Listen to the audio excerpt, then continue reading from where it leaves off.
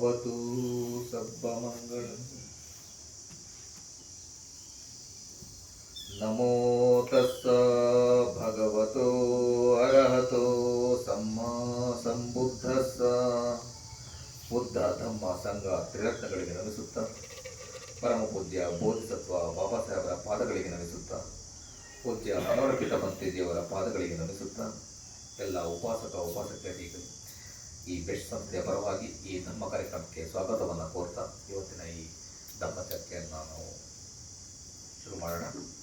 ಮಹಾವೇದದ ಸುತ್ತ ಮಧ್ಯಮ ನಿಕಾಯ ಸಂಪುಟ 2 ಸುತ್ತ 43 ನಾವೇನೆಲ್ಲ ಚರ್ಚೆಯನ್ನು ಮಾಡ್ತಾ ಇದ್ದೀವಿ ಎಲ್ಲವೂ ಕೂಡ ತ್ರಿಪೀಠಕಗಳಲ್ಲಿ ಹೇಗಿದೆಯೋ ಹಾಗೆ ಹೋಗ್ತಾ ಇದ್ದೀವಿ. ಇದರಲ್ಲಿ ಯಾವುದೇ ನಮ್ಮ ಅಡಿಷನ್ಸು ಡಿಲಿಷನ್ಸ್ ಇಲ್ಲ.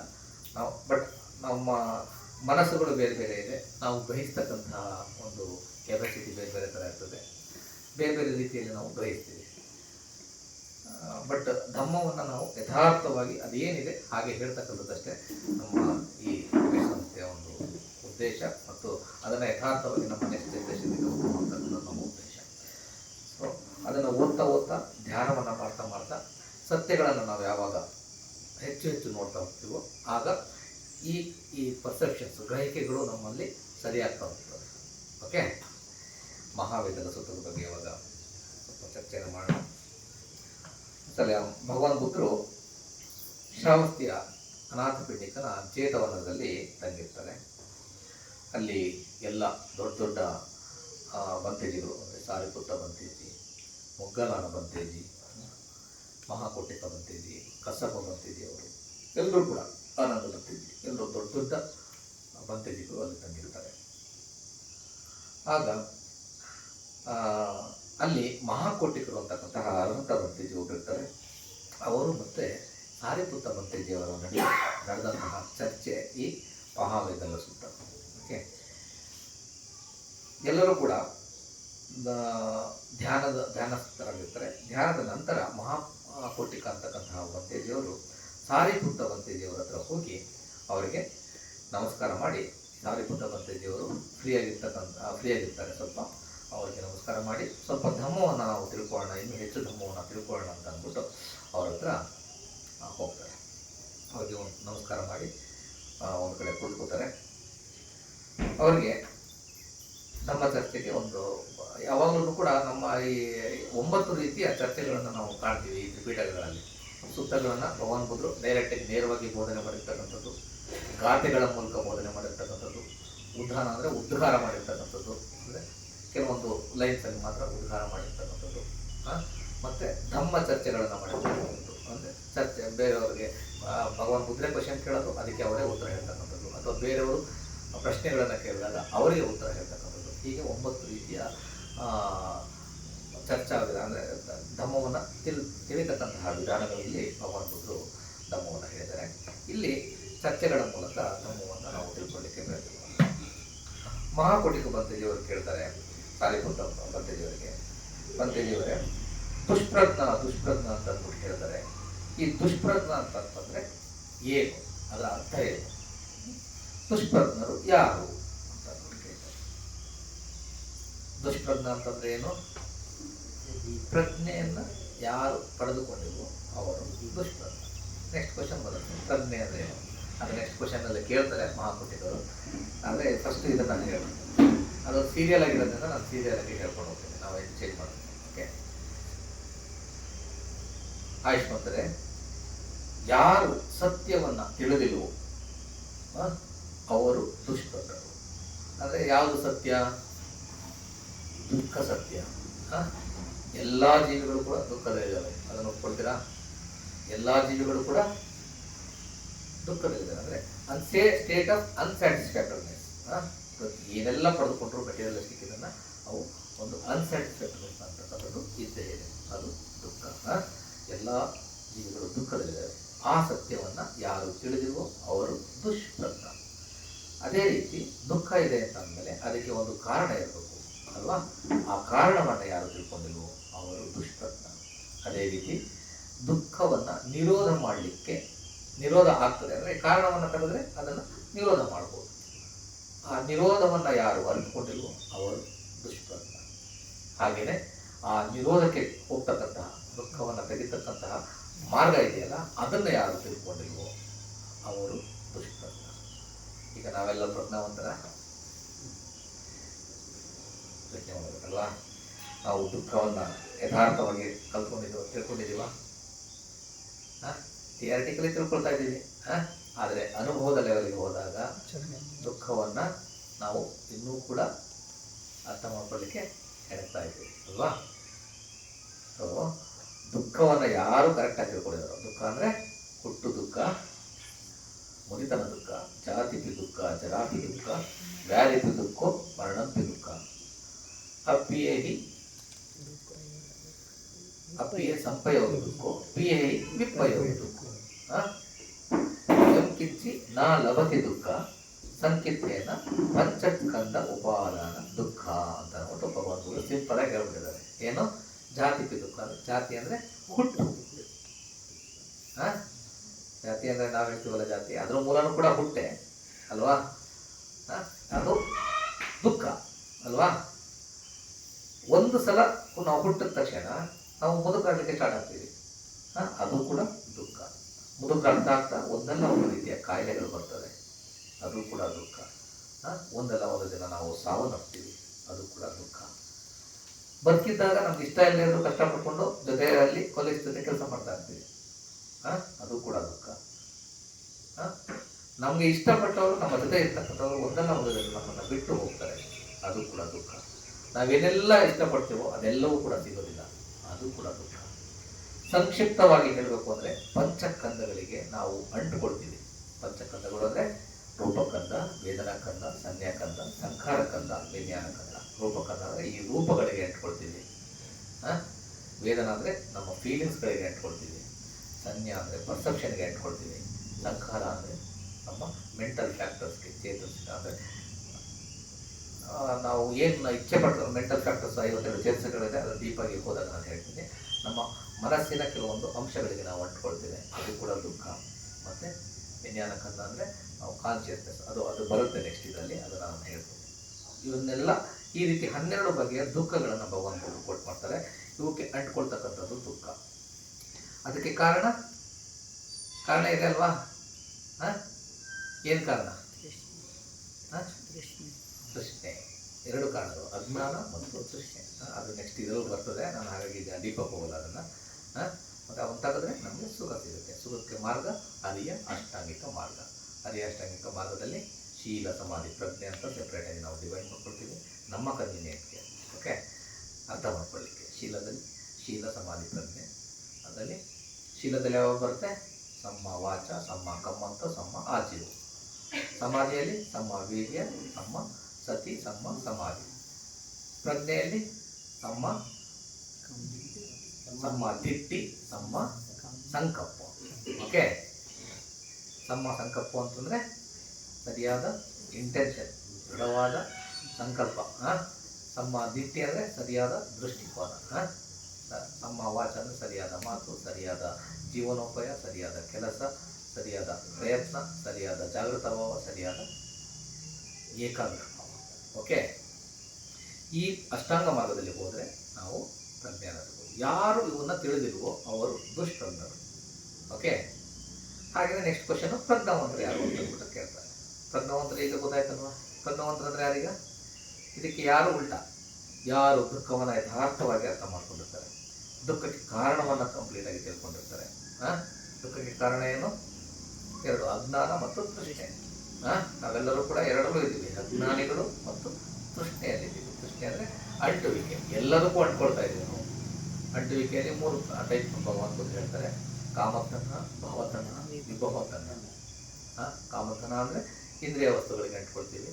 ಭಾವತನ ಅಂದರೆ ಇರುವಿಕೆಗೆ, ನಾನು ಪರ್ಮನೆಂಟ್ ಅಂತ ಅನ್ಕೊಳ್ತೀವಿ. ನಾವು ಪರ್ಮನೆಂಟಾ? ನೀವು ಸಣ್ಣವರಿದ್ದಾಗ ಹೇಗಿದ್ರಿ ನೋಡಿ, ನೀವು ಸೇಮ್ ಅದೇ ವ್ಯಕ್ತಿನ ಈಗಿರ್ತಕ್ಕಂಥವ್ರು. ಏನೆಲ್ಲ ಬದಲಾವಣೆಗಳಾಗಿದೆ. ಅದೇ ವ್ಯಕ್ತಿ ಅಂತ ಹೇಳಲಿಕ್ಕಾಗತ್ತಾ? ಪ್ರತಿ ಕ್ಷಣ ನಾವು ಸಾಯ್ತಾ ಇದ್ದೀವಿ, ಪ್ರತಿ ಕ್ಷಣ ನಾವು ಹುಡ್ತಾ ಇದ್ದೀವಿ. ಸೇಮ್ ವ್ಯಕ್ತಿ ಅಂತ ಹೇಳಲಿಕ್ಕೆ ಸಾಧ್ಯನೇ ಇಲ್ಲ. ಸೊ ಇರುವಿಕೆಗೆ ನಾವು ಅಂಟ್ಕೊಳ್ಳೋದ್ರಲ್ಲಿ ಅರ್ಥನೇ ಇಲ್ಲ. ಪ್ರತಿ ಕ್ಷಣ ಸಾಯ್ತಾ ಇದ್ದೀವಿ, ಪ್ರತಿ ಕ್ಷಣ ಹುಡ್ತಾ ಇದ್ದೀವಿ. ಓಕೆ.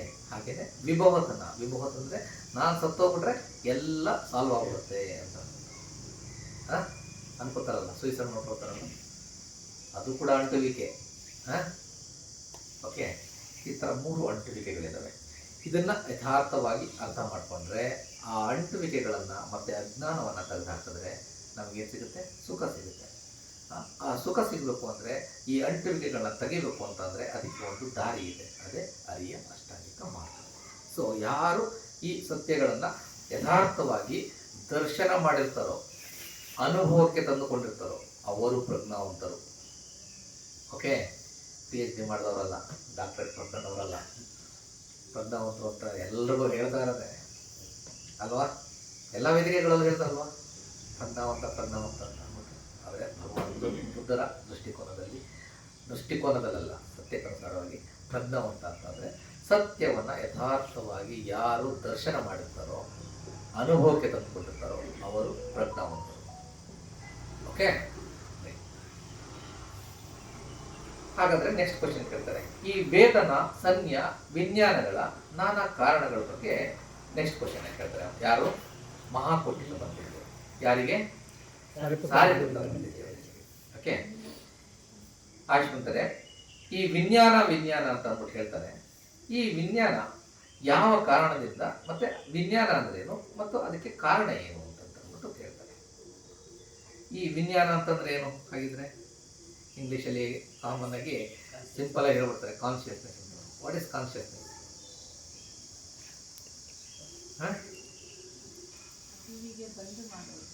ಅರಿವಿಗೆ ಬಂದು ನೋಡ್ಬೋದು ಅಲ್ಲ. ಅರಿವು ಅದು ಸತ್ಯ ಏನಿದೆಯಲ್ಲ, ಯಥಾರ್ಥ ಏನು, ಅದು ಎಕ್ಸಿಸ್ಟೆಂಟ್ ಹಾಗೆ ಇರುತ್ತದು.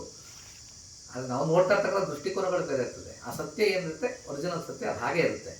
ಆ ಸತ್ಯ ಕಾನ್ಷಿಯಸ್ನೆಸ್, ಅದು ಅರಿವು. ಓಕೆ. ಅದು ಕಾನ್ಷಿಯಸ್ನೆಸ್ ಪದ ಎಕ್ಸಾಕ್ಟ್ ಪದ ಅಲ್ಲ ಆಕ್ಚುಲಿ. ಓಕೆ.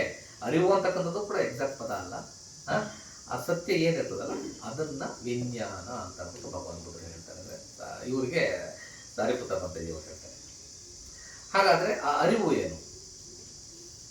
ಈಗ ಸುಖ ಇದ್ದಾಗ ಅದು ಸುಖ ಅಂತಕ್ಕಂಥದ್ದನ್ನ ಅರ್ಥ ಮಾಡ್ಕೊಳ್ಳೋದು. ಅದೇ ರೀತಿ ದುಃಖ ಇದ್ದಾಗ ದುಃಖ ಅಂತ ಅಂದ್ಬಿಟ್ಟು ಅರ್ಥ ಮಾಡ್ಕೊಳ್ಳೋದು. ಸುಖವೂ ಅಲ್ಲದ ದುಃಖವೂ ಅಲ್ಲದ ಒಂದು ಸ್ಟೇಟ್ ಇದ್ದಾಗ ಅದು ಸುಖವೂ ಅಲ್ಲದ ದುಃಖವೂ ಅಲ್ಲದ ಒಂದು ಸ್ಥಿತಿ ಅಂತಕ್ಕಂಥದ್ದನ್ನು ಯಾರು ಅನುಭವಕ್ಕೆ ತಂದುಕೊಂಡು ಅದನ್ನು ಯಥಾರ್ಥವಾಗಿ ನೋಡ್ತಾರೋ, ದರ್ಶನ ಮಾಡ್ತಾರೋ ಅದು ನಿಜವಾದ ವಿಜ್ಞಾನ, ಅರಿವು. ಹಾಗಾದರೆ ನೆಕ್ಸ್ಟ್ ಕ್ವಶನ್ ಬರ್ತದೆ, ಈ ಪ್ರಜ್ಞೆ ಮತ್ತು ವಿಜ್ಞಾನ ಎರಡು ಸೇಮ ಅಥವಾ ಡಿಫ್ರೆಂಟಾ? ಎರಡು ಸೇಮ, ಡಿಫ್ರೆಂಟಾ? ಸರಿ, ಗೊತ್ತಾಗ್ತದೆ. ಪ್ರಜ್ಞೆ ಮತ್ತು ಅರಿವು ಎರಡನ್ನೂ ಕೂಡ ನಾವು ಸರಿಯಾಗಿ ಪರೀಕ್ಷೆ ಮಾಡಿ ನೋಡಿದಾಗ ಅದನ್ನು ಬೇರೆ ಬೇರೆಯಾಗಿ ನೋಡ್ಲಿಕ್ಕಾಗಲ್ಲ. ಎರಡೂ ಕೂಡ ಸೇಮೆ. ಪ್ರಜ್ಞೆ ಮತ್ತು ಅರಿವು ಸೇಮ್. ಪ್ರಜ್ಞೆ ಅಂತಂದ್ರೆ ನಾನೇನು ಹೇಳಿದೆ, ಸತ್ಯವನ್ನು ಯಥಾರ್ಥವಾಗಿ ಯಾರು ದರ್ಶನ ಮಾಡಿರ್ತಾರೋ ಅವರು ಪ್ರಜ್ಞಾವಂತರು. ಪ್ರಜ್ಞೆ ಅಂತಂದ್ರೆ ಅಲ್ವಾ? ಹಾಗೇನೆ ಅರಿವು ಅಂತ ಅಂತಂದ್ರೆ ಸತ್ಯ ಏನಿದೆಯಲ್ಲ ಅದು ಎಕ್ಸಿಸ್ಟ್ ಆಲ್ರೆಡಿ ಇದೆ, ಅದು ಅದನ್ನು ನಾವು ಹುಡುಕ್ತಾ ಇದ್ದೀವಿ ಅಷ್ಟೇ.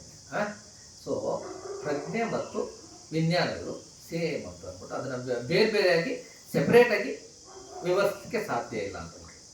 ಆಗ ಮತ್ತೆ ಮಹಾಕೋಟಿಕ ಬಂದಿದೆ. ಹಾಗಾದರೆ ಪ್ರಜ್ಞೆ ಮತ್ತು ವಿಜ್ಞಾನವನ್ನು ಸೆಪ್ರೇಟಾಗಿ ಯಾಕೆ ನಾವು ನೋಡ್ತೀವಿ, ಬೇರೆ ಬೇರೆ ರೀತಿಯಲ್ಲಿ ನಾವು ಯಾಕೆ ಕೇಳ್ತೀವಿ? ಅಲ್ವ, ಡಿಸ್ಕಸ್ ಮಾಡ್ತಾ ಇದ್ದೀವಲ್ಲ. ಈಗ ಪ್ರಜ್ಞೆ ಅಂತ ಅಂದ್ಬಿಟ್ಟು ಸೆಪ್ರೇಟಾಗಿ ಹೇಳ್ತಾ ಇದ್ದೀವಿ, ವಿಜ್ಞಾನ ಅಂತ ಅಂದ್ಬಿಟ್ಟು ನಾವು ಹೇಳ್ತಾ ಇದ್ದೀವಿ. ಆ ಕ್ವಶನ್ ಕೇಳ್ತಾರೆ. ಪ್ರಜ್ಞೆ ಅಂತಕ್ಕಂಥದ್ದು ಇದೆಯಲ್ಲ ಅದನ್ನು ನಾವು ಬೆಳೆಸ್ತಕ್ಕಂಥದ್ದು. ಈಗ ನಾವು ಪ್ರಜ್ಞಾವಂತರಲ್ಲ. ಓಕೆ. ಅದು ಭಾವಾಭಿವೃದ್ಧಿಯುಳ್ಳದ್ದು. ಓಕೆ. ಎಲ್ಲ ಸ್ಟೇಜ್ಗಳ ಈ ವೇದನ, ಸಂಜ್ಞಾ, ಸಂಸ್ಕಾರಗಳೆಲ್ಲವನ್ನು ಕೂಡ ದಾಟಿ ಅದನ್ನೆಲ್ಲವನ್ನು ಅನುಭವಕ್ಕೆ ತೆಗೆದುಕೊಂಡು ಹೋಗ್ತಾ ಕೊನೆಗೆ ಸತ್ಯವನ್ನು ದರ್ಶನ ಮಾಡ್ತಕ್ಕಂತಹ ಸ್ಟೇಟು ಪ್ರಜ್ಞೆ.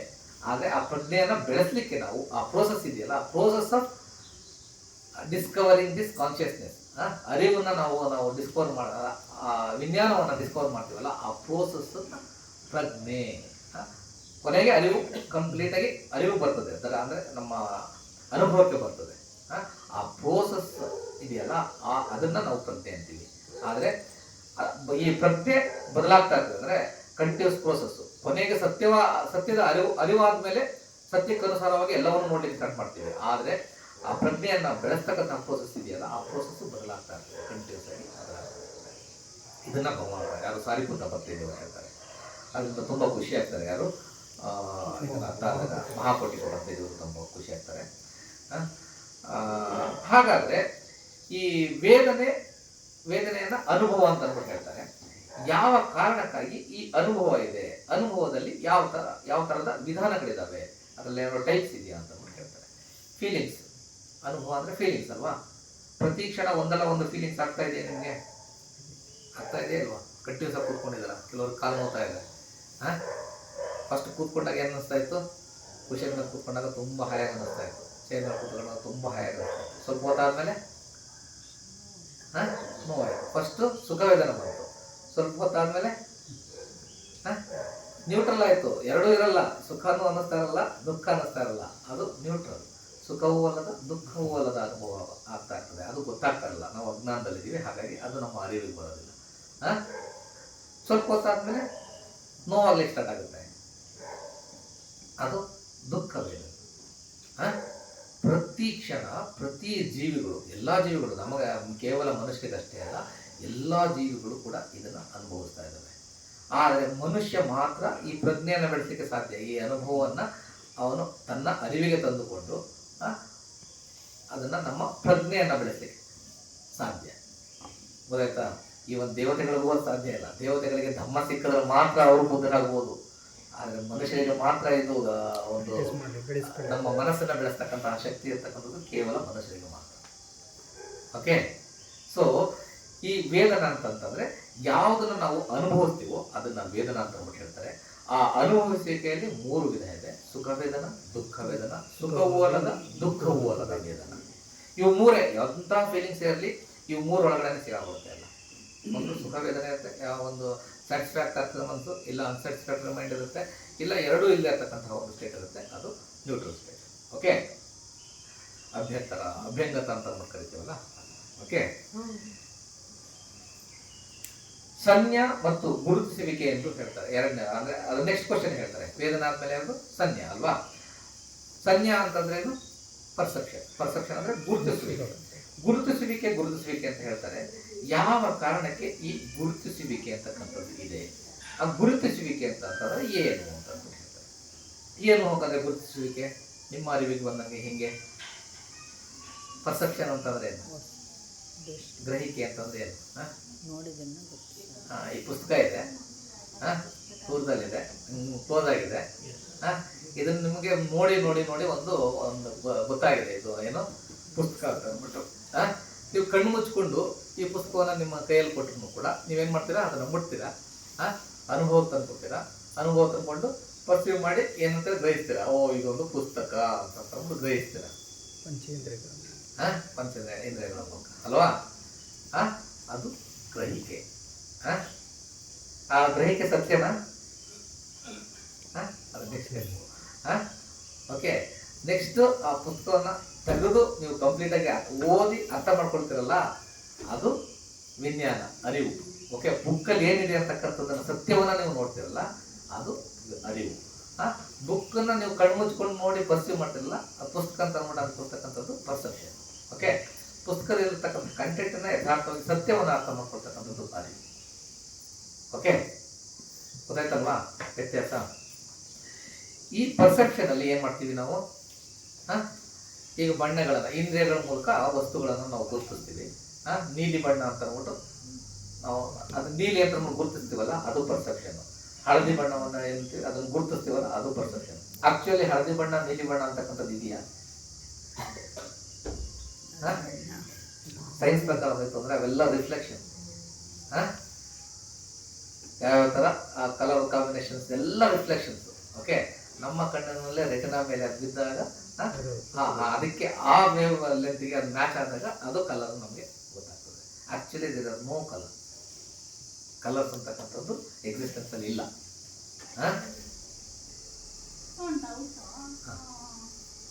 ಈಗ ನೀವು ಹೇಳಿದ್ರೆ ಯಾವುದೇ ಒಂದು ಸಿಚುಯೇಷನ್ ತಗೊಂಡು 3 ಫೇಸಸ್ ಬರುತ್ತೆ ಅಂತ. ಒಂದು ಸುಖ, ಇನ್ನೊಂದು ನ್ಯೂಟ್ರಲ್, ಇನ್ನೊಂದು ವೇದನೆ. ಅಲ್ಲ, ಸುಖ ದುಃಖ ನ್ಯೂಟ್ರಲ್. ಸುಖ ನ್ಯೂಟ್ರಲ್ ವೇದನೆ. ಈಗ ನಾನು ನ್ಯೂಟ್ರಲ್ ಹೋಗಿದ್ದೆ, ನ್ಯೂಟ್ರಲ್ ಏನೋ ಒಂದು ಫೇಸ್ ಆಗಿರುತ್ತೆ.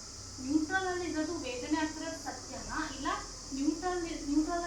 ವೇದನೆಗೆ ನನಗೆ ವೇದನೆ ಆಗ್ತಿರೋದು ಸತ್ಯ ಅನ್ಕೋಬೇಕಾ, ಇಲ್ಲ ವೇದನೆಯಿಂದ ನಾನು ನ್ಯೂಟ್ರಲ್ ಬರ್ಬೋದು ಅನ್ನೋದು ಸತ್ಯನಾ? ಇಲ್ಲ, ಅವು ಟೈಪ್ಸ್ ಅಷ್ಟೇ. ಈ ವೇದನ ಅಂತಕ್ಕಂಥದ್ದು ಟೈಪ್ಸ್, 3 ರೀತಿಯ ಅನುಭವಗಳು ಪ್ರತಿ ಹಂತದಲ್ಲೂ ಇರ್ತವೆ.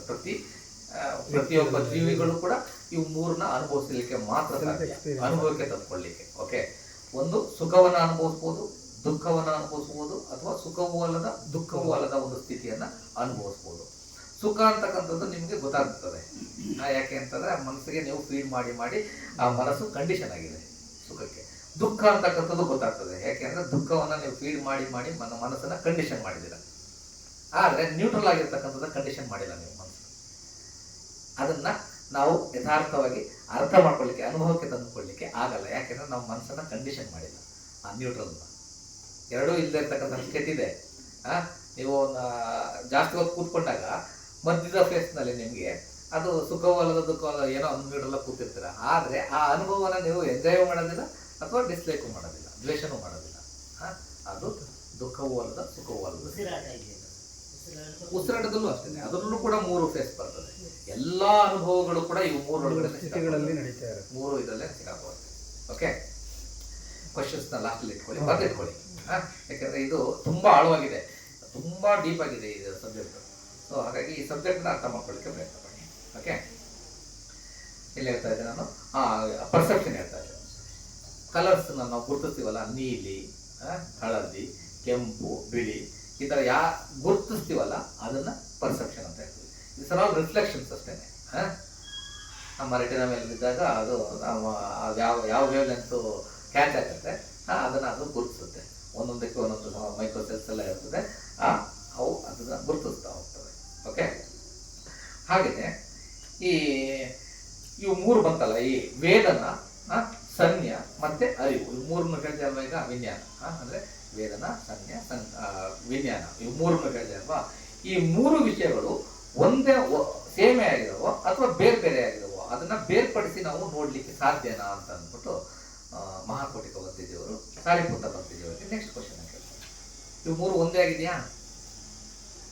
ಇವು 3 ಕೂಡ ಒಂದೇ ಆಗಿಲ್ಲ. ಆದರೆ ಅವನ್ನ ಬೇರ್ಪಡಿಸಿ ನೋಡ್ಲಿಕ್ಕಾಗತ್ತಾ? ಬೇರ್ಪಡಿಸಿ ನೋಡ್ಲಿಕ್ಕೆ ಸಾಧ್ಯ ಆಗುತ್ತೆ. ಯಾವಾಗ ನೀವು ತುಂಬಾ ಸಮಾಧಿಯ ಸ್ಟೇಟ್ ಹೋದಾಗ ಚಿತ್ತದ ಉತ್ಪತ್ತಿಗಳು ನಾಶ, ಉತ್ಪತ್ತಿ ನಾಶ. ನಮ್ಮ ಮನಸ್ಸು ಯಾವ ತರ ಚಿತ್ತದ ಸರಣಿ ಅಲ್ವಾ, ಅವು ಉತ್ಪತ್ತಿ ನಾಶ ಆಗ್ತಕ್ಕಂತಹ ಸ್ಟೇಟ್ ಅನ್ನ ನಾವು ಯಾವಾಗ ತಂದ್ಕೊಳ್ತೀವೋ ಆ ಸಮಯದಲ್ಲಿ ಇವನ್ನೆಲ್ಲ ಸೆಪರೇಟ್ ಆಗಿ ನಾವು ನೋಡ್ಬೋದು. ಮನಸ್ಸನ್ನ ಬಿಡಿ ಬಿಡಿಯಾಗಿ ನೋಡೋಕೆ ಸ್ಟಾರ್ಟ್ ಮಾಡಿದಾಗ ಆ ಲೆವೆಲ್ಗೆ ಹೋಗ್ಲಿಕ್ಕೆ ತುಂಬಾ ಟೈಮ್ ತಗೊಳುತ್ತೆ. ಬಟ್ ಅದಕ್ಕಿಂತ ನಾವು ಪ್ರಜ್ಞೆ ಬೆಳೆಸಿಲ್ಲ ಅಂತಂದ್ರೆ ಇವು 3 ನಾವು ಸೆಪರೇಟ್ ಆಗಿ ನಾವು ಗುರುತಿಸ್ಲಿಕ್ಕೆ ಸಾಧ್ಯ ಇಲ್ಲ. ಓಕೆ, ವೇದನೆ ಬಂದ ತಕ್ಷಣ ಪರ್ಸೀವ್ ಮಾಡುತ್ತೆ ಮನಸ್ಸು, ಇಮಿಡಿಯೇಟ್ ಆಗಿ ಅದನ್ನ ಜಡ್ಜ್ಮೆಂಟ್ ಕೊಟ್ಬಿಡುತ್ತೆ. ಇದೆ ಅಂತ ಅಂದ್ಬಿಟ್ಟು ಜಡ್ಜ್ ಮಾಡ್ಬಿಡುತ್ತೆ. ಅದು ಸತ್ಯಕ್ಕನುಸಾರವಾಗಿ ಇದೆಯೋ ಇಲ್ವೋ ಗೊತ್ತಿಲ್ಲ, ಆದ್ರೆ ಅದು ಜಡ್ಜ್ ಮಾಡ್ಬಿಟ್ಟಿರ್ತದೆ. ಓಕೆ, ಈ 3ನ ಸೆಪರೇಟ್ ಆಗಿ ಗುರುತಿಸ್ಲಿಕ್ಕೆ ಸಾಧ್ಯ ಇಲ್ಲ ಅಂತ. ಓಕೆ, ಮಾನಸಿಕ ಅರಿವಿನಿಂದ ನಾವು ಏನಂತ ತಿಳ್ಕೋಬಹುದು ಅನ್ನೋದ್ರ ಬಗ್ಗೆ ನೆಕ್ಸ್ಟ್ ಕ್ವಶನ್ ಕೇಳ್ತಾರೆ. ಮಹಾಕೋಟಿ ಭಗವತಿ ಕೇಳ್ತಾರೆ, ಈ 5 ಇಂದ್ರಿಯಗಳಿಂದ ಹೊರತಾದ ಪರಿಶುದ್ಧವಾದ ಮಾನಸಿಕ ಅರಿವು, ಮಾನಸಿಕ ವಿಜ್ಞಾನ ಅಂದ್ರೆ ನಾನು ಹೇಳಿದ ಅರಿವು ಅಂದ್ರೆ ವಿಜ್ಞಾನ, ಕಾನ್ಷಿಯಸ್ನೆಸ್, ಏನನ್ನ ನಾವು ತಿಳ್ಕೋಬಹುದು ಅಂತ ಅರಿವು ಅಂತ ನೋಡ್ತಾ ಹೇಳ್ತಾ ಇದ್ದೀವಿ. ಅದು ಮನಸ್ಸಿನ ಅರಿವಿನಿಂದ ನಾವು ಏನ್ ಸಾಧನೆ ಮಾಡ್ಬೋದು, ಏನನ್ನ ನಾವು ತಿಳ್ಕೋಬಹುದು, ಅದಕ್ಕೆ ಬೇಕಲ್ಲ ಕಾರಣ, ಏನ್ ತಿಳ್ಕೋಬಹುದು ಅಂತ. ಆಗ ಈ 5 ಇಂದ್ರಿಯಗಳಿಂದ ಹೊರತಾದ ಪರಿಶುದ್ಧವಾದ ಮಾನಸಿಕ ಅರಿವಿನಿಂದ ನಾವು ಈ ಆಕಾಶ ಅಂತಕ್ಕಂಥದ್ದು ಅನಂತವಾಗಿದೆ ಅಂದ್ರೆ ಧ್ಯಾನಗಳ ಸ್ಟೇಜ್. ಆಕಾಶ ಅಂತಕ್ಕಂಥದ್ದು ಅನಂತವಾಗಿದೆ. ಆಕಾಶ ಅಂದ್ರೆ ಏನು? ಎಂಟಿನೆಸ್. ಏನು ಎಂಟಿ ಆಗಿರುತ್ತೆ ಅಲ್ಲಿ 4 ಧಾತುಗಳು ಎಲ್ಲಿರುವೋ ಅದು ಆಕಾಶ. ಓಕೆ, 4 ಧಾತುಗಳು ಪಟಾವಿ, ಆಪೋ, ತೇಜೋ, ವಾಯು. ಪಟಾವಿ ಅಂದ್ರೆ ಘನ, ತೇಜೋ ಅಂತಂದ್ರೆ ಬೆಂಕಿ, ಆಪೋ ಅಂದ್ರೆ ನೀರು, ವಾಯು ಅಂದ್ರೆ ಗಾಳಿ. ಎಲ್ಲಿ ಈ 4 ಧಾತುಗಳು ಇರುವೋ ಅದು ಆಕಾಶ. ಓಕೆ, ಎಲ್ಲಾ ವಸ್ತುಗಳು ಕೂಡ ಈ 4 ಧಾತುಗಳಿಂದನೇ ಆಗಿರ್ತಕ್ಕಂಥದ್ದು ಅಲ್ವಾ. ನಾವು ಆದ್ರೆ ನಮ್ಮ ಮಾನಸಿಕ ಸ್ಥಿತಿಯನ್ನು ನಾವು ಧ್ಯಾನಗಳಲ್ಲಿ ತಗೊಂಡು ಹೋದಾಗ, ಅಂದ್ರೆ ಸಮಾಧಿ ಸ್ಥಿತಿಗೆ ನಾವು ತೆಗೆದುಕೊಂಡು ಹೋದಾಗ ಧ್ಯಾನಗಳ ಮೂಲಕ ಈ ಇಂದ್ರಿಯ ವಸ್ತುಗಳಿಂದ ನಾವು ಹೊರತಾಗ್ತೀವಿ. ಫಸ್ಟ್ ಥಿಂಗ್, ಅದು ನೆಕ್ಸ್ಟ್ ಸ್ಟೆಪ್ ಅಲ್ಲಿ ನಾನು ಹೇಳ್ತೀನಿ. ಯಾವಾಗ ಇಂದ್ರಿಯ ವಸ್ತುಗಳ ಒಂದು ಹಿಡಿತದಿಂದ ನಾವು ಹೊರಗಾಗ್ತೀವೋ ಆಗ ನಮ್ಮ ಅರಿವಿಗೆ ಏನು ಬರ್ತದೆ, ಈ ಆಕಾಶ ಅನ್ನುವಂಥದ್ದು ಅನಂತವಾಗಿದೆ. ಈ ಧಾತುಗಳನ್ನು ಸೆಪರೇಟ್ ಆಗಿ ಬಿಡಿ ಬಿಡಿಯಾಗಿ ನೋಡ್ತೀವಿ. ಅವು ಇಲ್ಲದೆ ಇರ್ತಕ್ಕಂತಹ ಒಂದು ಸ್ಥಿತಿಯನ್ನು, ಆ ಆಕಾಶವನ್ನು ನಾವು ನೋಡ್ತೀವಿ. ಓಕೆ, ಅದನ್ನ ಆಕಾಶಂಚಾಯತನ ಅಂತ ಅಂದ್ಬಿಟ್ಟು ನಾವು ಭಗವಂತುಡು ಅಂದರೆ ಸಾರಿಪುತ್ತ ಬಂದಿದ್ದೇವೆ ಇಲ್ಲಿ ಹೇಳ್ತಾರೆ. ಓಕೆ, ಅದನ್ನ ನಾವು ಯಥಾರ್ಥವಾಗಿ ದರ್ಶನವನ್ನು ಮಾಡ್ತೀವಿ, ಅಂದರೆ ಅರಿವಿಗೆ, ಕಾನ್ಷಿಯಸ್ನೆಸ್ಗೆ ತಂದುಕೊಡ್ತೀವಿ. ಓಕೆ, ಅಷ್ಟಕ್ಕೆ ನಿಲ್ಲುತ್ತಾ ಇಲ್ಲ. ನಮ್ಮ ಸಮಾಧಿಯನ್ನು ಇನ್ನೂ ನಾವು ಬೆಳೆಸ್ತಾ ಹೋಯ್ತು ಅಂತಂದ್ರೆ, ಮನಸ್ಸನ್ನು ಬೆಳೆಸ್ತಾ ಅಂದರೆ ನಮ್ಮ ಮಾನಸಿಕ ಅರಿವನ್ನು ನಾವು ಬೆಳೆಸ್ತಾ ಇದ್ದಾಗ ನಾವೇನೇ ತಿಳ್ಕೊಬೋದು ಅನ್ನೋದಕ್ಕೆ ಈ ಕ್ವಶನ್ಸ್ ಇರ್ತಕ್ಕಂಥದ್ದು. ಅದನ್ನ ನಾವು ಅಲ್ಲಿಗೆ ನಿಲ್ಲಿಸ್ತೇ ಮತ್ತು ನಮ್ಮ ಮನಸ್ಸನ್ನು ಬೆಳೆಸ್ತಾ ಹೋಯ್ತು ಅಂತಂತಂದ್ರೆ ಮತ್ತೆ ನಾವು ಏನು ಮಾಡ್ಬೋದು, ವಿಜ್ಞಾನಂಚಾಯತನ ಅಂತಂತಂದ್ರೆ ಈ ಆಕಾಶ ಅಂತಕ್ಕಂಥದ್ದು ಕೂಡ ಇನ್ನೂ ಅನಂತವಾಗಿದೆ. ಆಕಾಶವೇ ಅನಂತ. ಅದು ಈ ಅದರ ನೆಕ್ಸ್ಟ್ ಇರ್ತಕ್ಕಂಥದ್ದು ಅರಿವು. ಈ ಅರಿವು ಅಂತಕ್ಕಂಥದ್ದು ಕೂಡ ಇನ್ನೂ ಅನಂತವಾಗಿದೆ ಅಂತಕ್ಕಂಥದ್ದು ನಮ್ಮ ಅನುಭವಕ್ಕೆ ಬರ್ತಾ ಹೋಗ್ತದೆ. ಅದರ ನೆಕ್ಸ್ಟ್ ಅಕಿಂಚಾಯತನ. ಅಕಿಂಚಾಯತನ ಅಂದ್ರೆ ಶೂನ್ಯವಾದ ಸ್ಥಿತಿ. ಅಲ್ಲಿ ನಾನು, ನನ್ನದು ಅಂತಕ್ಕಂಥದ್ದು ಏನೂ ಇಲ್ಲ ಅಂತಕ್ಕಂಥದ್ದು ನಮ್ಮ ಅನುಭವಕ್ಕೆ ಬರಲಿಕ್ಕೆ ಸ್ಟಾರ್ಟ್ ಆಗ್ತದೆ. ಇದು ಸಮಾಧಿಯ ಸ್ಥಿತಿಗಳಲ್ಲಿ. ಓಕೆ, ನಾನು ಅಂತಕ್ಕಂಥದ್ದು ಇದೆಯಾ? ಥಿಯರಿಟಿಕಲಿ ಈಗ ಅರ್ಥ ಆಗುತ್ತೆ ನಮಗೆ, ಆದರೆ ಅನುಭವ ಸ್ಥಿತಿಯಲ್ಲಿ ನಮ್ಗೆ ಅರ್ಥ ಆಗಲ್ಲ. ನಾನು ಅಂತಕ್ಕಂಥದ್ದು ಇಲ್ಲ. This is combination of body and mind. Body is made up of 4 ಧಾತುಸ್. 4 ಧಾತುಗಳಿಂದ ಮಾಡಿದೆ. ಈ ಧಾತುಗಳು ನಮ್ಮ ಮಾತನ್ನ ಕೇಳ್ತಾ ಇಲ್ಲ. ನೀವು ಪರೀಕ್ಷೆ ಮಾಡಿ, ನಿಮ್ಮ ಯಾವ ದೇಹದ ಒಂದು ಅಂಗಗಳು, ಒಂದು ಆರ್ಗನ್ಸ್ ನಿಮ್ಮ ಮಾತನ್ನ ಕೇಳ್ತಾ ಇದೆ ಅಂತ ಅಂದ್ಬಿಟ್ಟು ನೀವು ಅಬ್ಸರ್ವ್ ಮಾಡಿ. ಹಾರ್ಟ್ ನಿಮ್ಮ ಮಾತು ಕೇಳುತ್ತಾ? 47 ವರ್ಷ ಹೊಡ್ಕೊಂಡಿದ್ಯಪ್ಪ, ಸ್ವಲ್ಪ ಹೊತ್ತು ರೆಸ್ಟ್ ಮಾಡೋದಿಲ್ಲ ಅಂತ ಅಂದ್ಬಿಟ್ಟು ಹೇಳಿ ಹಾರ್ಟಿಗೆ. ಕೇಳುತ್ತಾ? ಲಂಗ್ಸ್ ನಿಮ್ಮ ಮಾತು ಕೇಳುತ್ತಾ? ಕರಳು ನಿಮ್ಮ ಮಾತು ಕೇಳುತ್ತಾ? ಯಕೃತ್ ನಿಮ್ಮ ಮಾತು ಕೇಳುತ್ತಾ? ಬೋನ್ಸ್ ನಿಮ್ಮ ಮಾತು ಕೇಳುತ್ತಾ? ಕೂದಲುಗಳು ನಿಮ್ಮ ಮಾತು ಕೇಳುತ್ತಾ? ಉಗುರು ನಿಮ್ಮ ಮಾತು ಕೇಳುತ್ತಾ? ಚರ್ಮ ನಿಮ್ಮ ಮಾತು ಕೇಳುತ್ತಾ? ಯಾವುದು ಕೂಡ ನಮ್ಮ ಮಾತನ್ನು ಕೇಳಲ್ಲ. ಆದ್ರೆ ನಾವು ಏನು ಅನ್ಕೋತಾ ಇದ್ದೀವಿ, ಇದು ನಾನು ಅಂತ ಅಂದ್ಬಿಟ್ಟು ನಾವು ಹೇಳ್ತಾ ಇದ್ದೀವಿ. ಎಲ್ಲವೂ ನಿಯಮಕ್ಕನುಸಾರವಾಗಿ ಅವುಗಳ ಕೆಲಸಗಳನ್ನು ನಾವು ಮಾಡ್ತಾ ಇದ್ದಾವೆ. ಓಕೆ, ಅವುಗಳಿಗೆ ನೀವು ಸ್ಟಿಮ್ಯುಲೇಟ್ ಮಾಡಬಹುದು. ಎಮೋಷನ್ಸ್ ಮೂಲಕ ನೀವು ಸ್ಟಿಮ್ಯುಲೇಟ್ ಮಾಡಬಹುದು. ಓಕೆ, ಆದರೆ ಅವನ್ನ ಕಂಟ್ರೋಲ್ ಮಾಡಲಿಕ್ಕೆ ಆಗೋದಿಲ್ಲ. ಓಕೆ, ಗೊತ್ತಾಯ್ತಲ್ವಾ? ಮನಸ್ಸು ನಾನು ಅಂತಂದ್ರೆ ಈ ರೂಪ ಮತ್ತು ಮನಸ್ಸಿನ ಕಾಂಬಿನೇಷನ್. ಮನಸ್ಸಿನಲ್ಲಿ ಎಷ್ಟು ಭಾಗ ಇದೆ? 4 ಭಾಗಗಳು. ಅದೇ ವೇದನಾ, ಸಂಜ್ಞಾ, ಸಂಕಾರ, ವಿಜ್ಞಾನ. ಇವ್ಯಾವುದಾದ್ರು ನಮ್ಮ ಕಂಟ್ರೋಲ್ ಇದೆಯಾ? ಇವು ಕೂಡ ನಮ್ಮ ಕಂಟ್ರೋಲ್ ಇಲ್ಲ. ಗೊತ್ತಾಯ್ತಲ್ವಾ?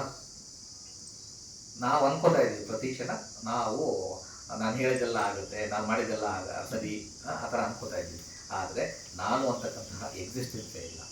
ನಾವು ಸಮಾಧಿಯ ಸ್ಟೇಟ್ನ ನಾವು ಬೆಳೆಸ್ತಾ ಮನಸ್ಸನ್ನು ಬೆಳೆಸ್ತಾ ಒಂದು ಸ್ಟೇಟ್ನಲ್ಲಿ ನಮ್ಗೆ ಅರ್ಥ ಆಗ್ತದೆ, ಇದು ನಾನು ಅಂತಕ್ಕಂಥದ್ದು, ನನ್ನದು ಅಂತಕ್ಕಂಥದ್ದು ಏನೂ ಇಲ್ಲ ಅಂತಕ್ಕಂಥ ನಮ್ಮ ಅನುಭವ ಬರ್ತದೆ. ಅದನ್ನು ಶೂನ್ಯ ಅಂತ ಅಂದ್ಬಿಟ್ಟು, ಕನ್ನಡದಲ್ಲಿ ಶೂನ್ಯ ಅಂತ ಅಂದ್ಬಿಟ್ಟು ಹೇಳ್ತೀವಲ್ಲ, ಅದನ್ನು ಅಕಿಂಚಾಯತನ ಅಂತ ಅಂದ್ಬಿಟ್ಟು ನಾವು ತಿಳ್ಕೊಬೋದು. ಓಕೆ, ಹಾಗಾದರೆ ಅರಿಯಬಹುದಾದ ಧಮ್ಮದ ವಿಷಯವನ್ನು ಹೇಗೆ ನಾವು ತಿಳ್ಕೋಬೇಕು ಅಂತ ಅಂದ್ಬಿಟ್ಟು, ಅಂದರೆ ಈ ಕಾನ್ಷಿಯಸ್ ಧಮ್ಮವನ್ನು ನಾವು ಹೇಗೆ ತಿಳ್ಕೋಬೇಕು ಅಂತ ಅಂದ್ಬಿಟ್ಟು ಮಹಾಕೋಟಿಕ ಪಂಥಿಜಿಯವರು, ಸಾರಿಪುತ್ತ ಪಂಥಿಜಿಯವರು ಹೇಳ್ತಾರೆ. ಅದನ್ನು ನಾವು ಹೇಗೆ ತಿಳ್ಕೊಬೋದು? ಫಸ್ಟ್ ಕ್ವಶನ್ನೇ ಕೇಳಿದ್ರು. ಫಸ್ಟ್ ಒನ್ನಲ್ಲಿ ದುಷ್ಪ್ರಜ್ಞ, ಪ್ರಜ್ಞೆ. ನಾವು ಯಾವಾಗ ನಾವು ಪ್ರಜ್ಞೆಯನ್ನು ಬೆಳೆಸಿ ಸತ್ಯವನ್ನು ನಾವು ದರ್ಶನ ಮಾಡ್ತೀವಿ, ಪ್ರಜ್ಞೆಯ ಕಣ್ಣಿನಿಂದ ಮಾತ್ರ ನಾವು ಈ ಧಮ್ಮದ ವಿಷಯವನ್ನ, ಈ ಕಾನ್ಷಿಯಸ್ನೆಸ್ನ ನಾವು ತಿಳ್ಕೊಳ್ಳಿಕ್ಕೆ ಸಾಧ್ಯ ಅಂತ ಅಂದ್ಬಿಟ್ಟು ಸಾರಿಪುತ್ತ ಪಂಥಿಜಿಯವರು ಹೇಳ್ತಾರೆ. ಹಾಗಾದ್ರೆ ಪ್ರಜ್ಞೆಯ ಅರ್ಥ ಏನು ಅಂತ ಅಂದ್ಬಿಟ್ಟು ಹೇಳ್ತಾರೆ. ಪ್ರಜ್ಞೆ ಅಂದರೆ ಅವೆಲ್ಲ ಹೇಳಿದ್ರೆ ಸಾಕ್ಷಾತ್ ದರ್ಶನ ಮಾಡುವುದು. ದರ್ಶನ ಅಂತಂದ್ರೆ ಸಂಪೂರ್ಣವಾಗಿ ದರ್ಶನ ಮಾಡತಕ್ಕಂಥದ್ದು. ಈ ಪುಸ್ತಕವನ್ನ ಕೇವಲ ಮುಂದೆ ನೋಡಿ ಮಾತ್ರ ಅಸೆಸ್ ಮಾಡ್ತಕ್ಕಂಥದ್ದಲ್ಲ, ಹಿಂದೆ, ಸೈಡು, ಎಲ್ಲ ಮೇಲೆ, ಕೆಳಗೆ, ಒಳಗೆ, ಎಲ್ಲ ಆ್ಯಂಗಲಿಂದನೂ ನಾವು ಪರೀಕ್ಷೆ ಮಾಡಿ ಸಂಪೂರ್ಣವಾಗಿ ನಾವು ನೋಡಿದಾಗ ನಮ್ಮ ಅರಿವು ಬರ್ತದಲ್ಲ, ಅದು ಪ್ರಜ್ಞೆ. ಓಕೆ, ಗೊತ್ತಾಯ್ತಲ್ವಾ? ಹಾಗಾದ್ರೆ ನೆಕ್ಸ್ಟ್ ಸಮ್ಯಕ್ ದೃಷ್ಟಿ ಬಗ್ಗೆ ನಾವು ನೆಕ್ಸ್ಟ್ ಕ್ವಶನ್ಸ್ನ ಕೇಳ್ತಾರೆ. ಸಮ್ಯಕ್ ದೃಷ್ಟಿ ಹುಟ್ಟೋದಕ್ಕೆ ಕಾರಣಗಳೇನು ಅಂತ ಅಂದ್ಬಿಟ್ಟು ಹೇಳ್ತಾರೆ. ಸಮ್ಯಕ್ ದೃಷ್ಟಿ ಅಂತಂದ್ರೆ ಏನು? ಸರಿಯಾದ ದೃಷ್ಟಿಕೋನ. ಸರಿಯಾದ ದೃಷ್ಟಿಕೋನ ಅಂದ್ರೆ ಸತ್ಯಕ್ಕನುಸಾರವಾಗಿ ನೋಡ್ತಕ್ಕಂತಹ ದೃಷ್ಟಿಕೋನಗಳು. ಈಗೆಲ್ಲ ನಾವು ಸತ್ಯಕ್ಕನುಸಾರವಾಗಿ ನೋಡ್ತಾ ಇದೀವ? ಸತ್ಯಕ್ಕನುಸಾರವಾಗಿ ನೋಡ್ತಾ ಇಲ್ಲ. ನಾವು ಎಲ್ಲವನ್ನು ಕೂಡ ನಾವು ಹೆಸರುಗಳು ಗುರುತಿಸ್ತೀವಿ, ಜಡ್ಜ್ಮೆಂಟ್ ಕೊಟ್ಬಿಡ್ತೀವಿ ಇಮಿಡಿಯೇಟ್ ಆಗಿ, ಇದು ಇದು ಇದು ಅಂತ. ಅದು ಸತ್ಯಕ್ಕನುಸಾರವಾಗಿ ನೋಡ್ತಾ ಇಲ್ಲ. ಸತ್ಯಕ್ಕನುಸಾರವಾಗಿ ಯಾವಾಗ ನಾವು ನೋಡ್ತೀವಿ ಅಂದರೆ ನಮ್ಮಲ್ಲಿ ಜಾಗೃತವಾದ ಮನಸ್ಸು ಯಾವಾಗ ಎಚ್ಚರಗೊಂಡಿರ್ತದೋ, ಪ್ರತಿ ಹಂತದಲ್ಲೂ ಕೂಡ ನಾವು ಸತಿಯಿಂದ ಇದ್ದರೆ ಅಂದರೆ ಜಾಗೃತವಾಗಿದ್ದರೆ ಆಗ ನಮ್ಮಲ್ಲಿ ಸಮ್ಯಕ್ ದೃಷ್ಟಿ ಉದಯ ಆಗುತ್ತೆ. ಓಕೆ, ಪ್ರತಿ ಕ್ಷಣ ನಾವು ಜಾಗೃತ ಭಾವದಿಂದ ನಾವು ಎಲ್ಲವನ್ನು ಕೂಡ ಜಾಗೃತ ಭಾವದಿಂದ ನೋಡ್ಬೋದು. ಜಾಗೃತ ಭಾವ ಅಂತಂದ್ರೆ ಈ ಕ್ಷಣದಲ್ಲಿ ಏನಿದೆ ಅದನ್ನ ಯಥಾರ್ಥವಾಗಿ ನೋಡ್ತಕ್ಕಂಥ ಜಾಗೃತ ಭಾವ. ಅದನ್ನೇ ನಾವು ಕಂಟಿನ್ಯೂಸ್ ಆಗಿ ಸ್ವಲ್ಪ ಸಮಯ ನೋಡ್ತು ಅಂತಂದ್ರೆ ಅದು ಏಕಾಗ್ರ ಭಾವ, ನೆಕ್ಸ್ಟ್ ಸಮಾಧಿಯ ಸ್ಥಿತಿ. ಓಕೆ, ಗೊತ್ತಾಯ್ತಲ್ವಾ? ಜಾಗೃತ ಭಾವ ಅಂದ್ರೆ ಈ ಕ್ಷಣದಲ್ಲಿ ಏನಿದೆ ಅದನ್ನ ಸತ್ಯಕ್ಕನುಸಾರವಾಗಿ ನೋಡ್ತಕ್ಕಂಥ, ವಿತೌಟ್ ಎನಿ ಜಡ್ಜ್ಮೆಂಟ್, ಕನ್ಕ್ಲೂಷನ್ ಮಾಡ್ದಂಗೆ, ಜಡ್ಜ್ಮೆಂಟ್ ಕೊಡದಂಗೆ ಸತ್ಯವನ್ನ ಯಥಾರ್ಥವಾಗಿ ನೋಡ್ತಕ್ಕಂಥದ್ದು ಜಾಗೃತ ಭಾವ. ಓಕೆ, ಇಂತಹ ಸಮ್ಯಕ್ ದೃಷ್ಟಿಯಿಂದ ನಮಗೆ ಬರಬಹುದಾದಂತಹ ಚಿತ್ತ ವಿಮುಕ್ತಿಯ ಫಲ ಮತ್ತು ಚಿತ್ತ ವಿಮುಕ್ತಿಯ ಫಲದಿಂದ ಒದಗತಕ್ಕಂತಹ ಉಪಯೋಗ ಏನು, ಹಾಗೆ ಪ್ರಜ್ಞೆಯ ವಿಮುಕ್ತಿಯ ಫಲ ಮತ್ತು ಪ್ರಜ್ಞೆಯ ವಿಮುಕ್ತಿಯಿಂದ ಬರ್ತಕ್ಕಂತಹ ಫಲ, ಅದರಲ್ಲಿ ಉಪಯೋಗ ಇದೆಯಾ ಅಂತ ಅಂದ್ಬಿಟ್ಟು ಮಹಾಕೋಟಿಕರು ಮತ್ತೆ ಕೇಳ್ತಾರೆ. ಓಕೆ, ಇದರಿಂದ ಒಂದು ಫಲ ಬರುತ್ತಲ್ಲ, ಜಾಗೃತ ಭಾವದಿಂದ ನಮಗೆ ಫಲ ಬರುತ್ತೆ. ಜಾಗೃತ ಭಾವ ಅಂದ್ರೆ ಆ ಚಿತ್ತವನ್ನ ಯಥಾರ್ಥವಾಗಿ ಆ ಸಮಯದಲ್ಲಿ ನಾವು ನೋಡ್ತಾ ಇರ್ತೀವಿ. ಆ ಚಿತ್ತವನ್ನು ಯಥಾರ್ಥವಾಗಿ ನೋಡ್ಬೇಕಾದ್ರೆ ಅದಕ್ಕೊಂದು ಫಲ ಬರುತ್ತೆ, ಅದರದ ವಿಮುಕ್ತಿ ಮತ್ತು ಹಾಗೆ ಪ್ರಜ್ಞೆ ಬೆಳೀತಾ ಹೋಗುತ್ತೆ. ಪ್ರಜ್ಞೆಯ ಮುಕ್ತಿ ಮತ್ತು ಅದರ ಫಲ, ಅದರಿಂದ ಒದಗಿ ಬರಬಹುದಾದ ಉಪಯೋಗಗಳು ಏನಾದರೂ ಇದಾವ ಅಂತ ಅಂದ್ಬಿಟ್ಟು ಕೇಳ್ತಾರೆ. ಹೌದು, ಉಪಯೋಗಗಳಿದ್ದಾವೆ. ಉಪಯೋಗ ಇರಲೇಬೇಕಲ್ವಾ? ಪ್ರಜ್ಞೆಯನ್ನು ನಾವು ಬೆಳೆಸ್ತಾ ಇದ್ದೀವಿ, ಚಿತ್ತವನ್ನು ನಾವು ಯಥಾರ್ಥವಾಗಿ ನೋಡ್ತಾ ಇದ್ದೀವಿ, ಜಾಗೃತ ಭಾವವನ್ನು ಬೆಳೆಸ್ತಾ ಇದ್ದೀವಿ, ಆಗ ಅದರಿಂದ ಏನಾದರೂ ಫಲ ಇರಲೇಬೇಕಲ್ವಾ? 5 ರೀತಿಯ ಫಲಗಳ ಬಗ್ಗೆ ಸಾರಿಪುತ್ತ ಭಂತೇಜಿಯವರು ಹೇಳ್ತಾರೆ. ಏನು? ಶೀಲಾನುಗ್ರಹಿತ ಚ ಹೋತಿ, ಸುತಾನುಗ್ರಹಿತ ಚ ಹೋತಿ, ಸಾಕಚ್ಚಾನುಗ್ರಹಿತ ಹೋತಿ, ಸಮತಾನುಗ್ರಹಿತ ಚ ಹೋತಿ, ವಿಪಸ್ಸಾನುಗ್ರಹಿತ ಚ ಹೋತಿ. ಅಂದ್ರೆ ಮೊದಲನೇದು, ನಮ್ಮಲ್ಲಿ ಯಾವಾಗ ಜಾಗೃತ ಭಾವ ಜಾಸ್ತಿ ಇರುತ್ತೆ, ನಮ್ಮಲ್ಲಿ ಯಾವಾಗ ಪ್ರಜ್ಞೆ ಬೆಳೀತಾ ಹೋಗ್ತದೆ, ಆಗ ನಾವು ನಮ್ಮ ಶೀಲಗಳನ್ನ ಪರ್ಫೆಕ್ಟ್ ಮಾಡ್ತಾ ಹೋಗ್ತೀವಿ.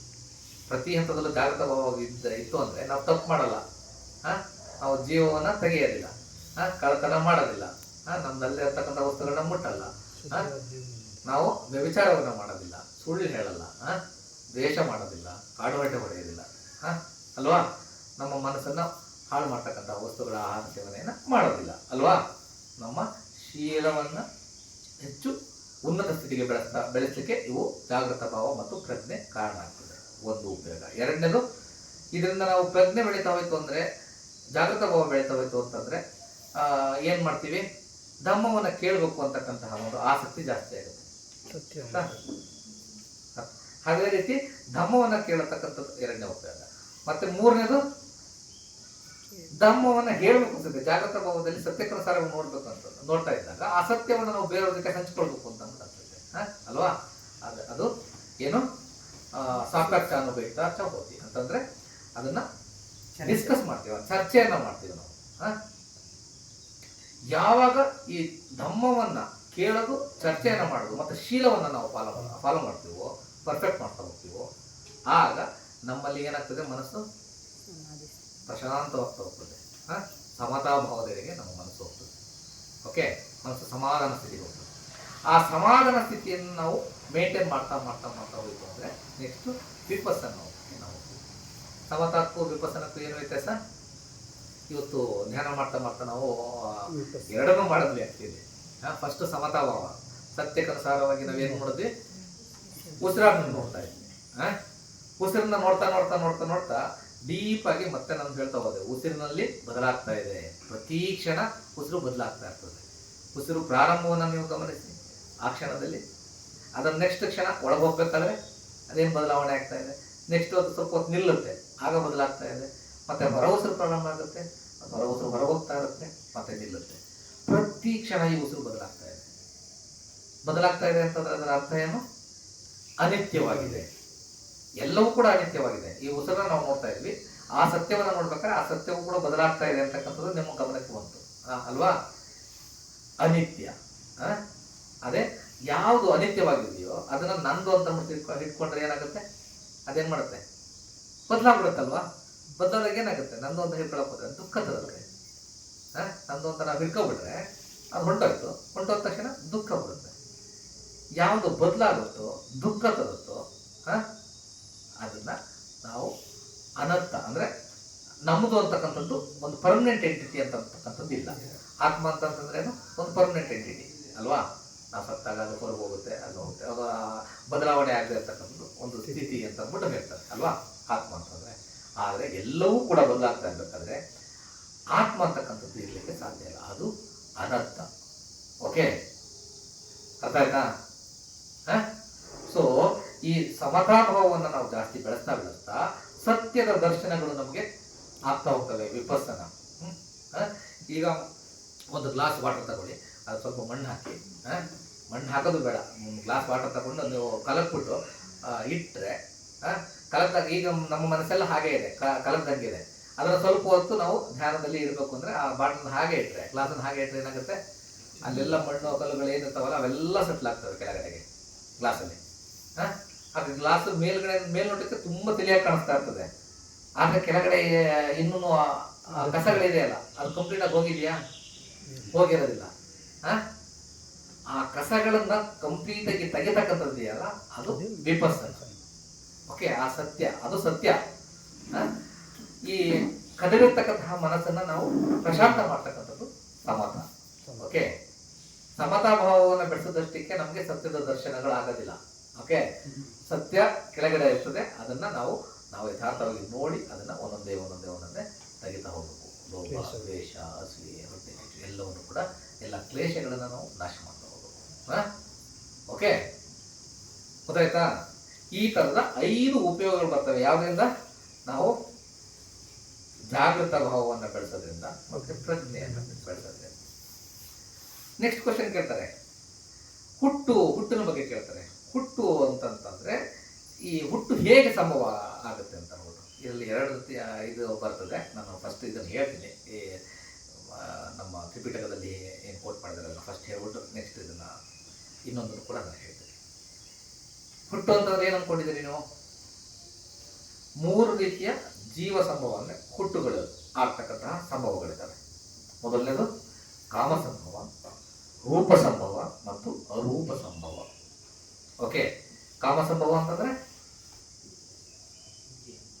ಇಂದ್ರಿಯ ವಸ್ತುಗಳ ಹುಟ್ಟುಗಳು. ಓಕೆ, ಮತ್ತೆ ರೂಪ ಸಂಭವ ಅಂದ್ರೆ ಒಂದು ಆಕಾರ ಇರ್ತಕ್ಕಂತಹ ಒಂದು, ಮತ್ತೆ ಅರೂಪ ಸಂಭವ ಅಂತಂದ್ರೆ ಆಕಾರ ಇಲ್ಲದೆ ಇರ್ತಕ್ಕಂತಹ ಒಂದು ಸ್ಥಿತಿ. ಓಕೆ, ಈ ರೀತಿ 3 ಹುಟ್ಟುಗಳಿದ್ದಾವೆ. ಓಕೆ, ಬೇಸಿಕ್ ಹುಟ್ಟುಗಳಿವು. ಓಕೆ, ಫಸ್ಟ್ ಹುಟ್ಟು. ಓಕೆ, ಒಂದು ಸಲ ಹುಟ್ಟಾದ್ಮೇಲೆ ಮತ್ತೆ ಮರು ಹುಟ್ಟುಗಳಾಗ್ತದಲ್ವಾ. ಆ ಮರು ಹುಟ್ಟುಗಳು ಯಾಕಾಗ್ತದೆ?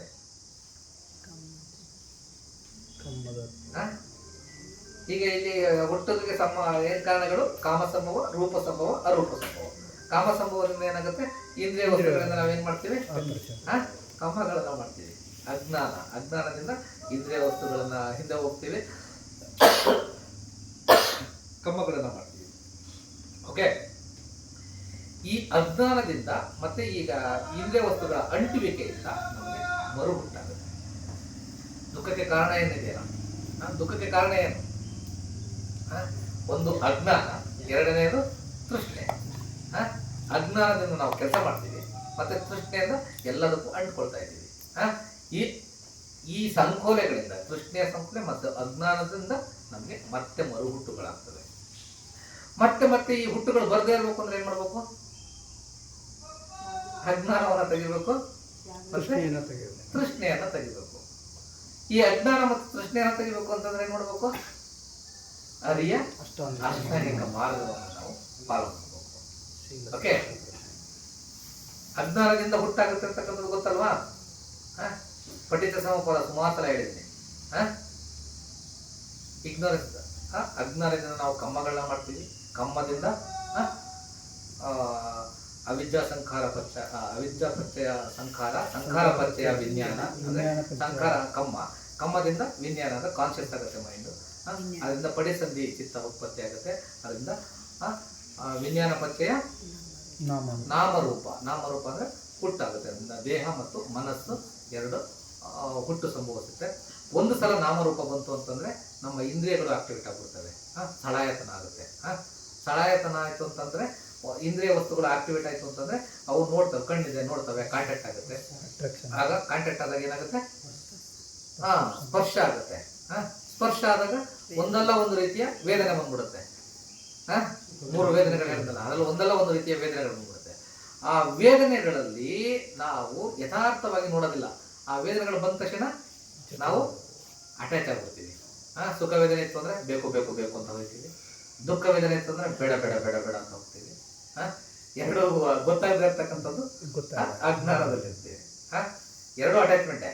ಸುಖ ವೇದನೆ ಇದ್ದಾಗ ಬೇಕು ಅಂತಕ್ಕಂಥದ್ದು ಅಟ್ಯಾಚ್ಮೆಂಟು, ದುಃಖ ವೇದನೆ ಇದ್ದಾಗ ಬೇಡ ಅಂತಕ್ಕಂಥದ್ದು ಕೂಡ ಅಟ್ಯಾಚ್ಮೆಂಟು. ಓಕೆ, ನಾವು ಒಂದು ಸಲ ಅಟ್ಯಾಚ್ಮೆಂಟ್ ಆಯಿತು ಅಂದರೆ ವೇದನಾ ಪಚಯ ತನ್ಹಾಪಚಯ ಉಪಾದಾನ. ಅದಕ್ಕೆ ನಾವು ಬಿಗಿಯಾಗಿ ನಂದು ಅಂತ ಹೇಳ್ಬಿಟ್ಟು ತುಂಬ ಗ್ರಿಪ್ಪಾಗಿ ಇಟ್ಕೊಬಿಡ್ತೀವಿ.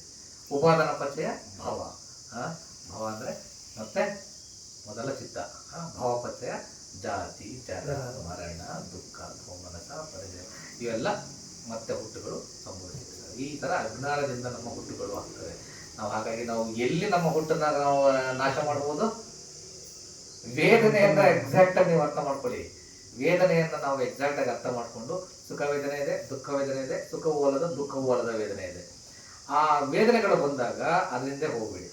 ಅದನ್ನ ಸುಖ ವೇದನೆ ಇದ್ದಾಗ ಹೌದು ಇದೆ, ಹೀಗಿದೆ, ಅದು ಬದಲಾಗುತ್ತೆ, ಚೇಂಜ್ ಆಗುತ್ತೆ. ದುಃಖ ವೇದನೆ ಇದ್ದಾಗ ಹೌದು ಅದು ಇದೆ, ಅದು ಬದಲಾಗುತ್ತೆ.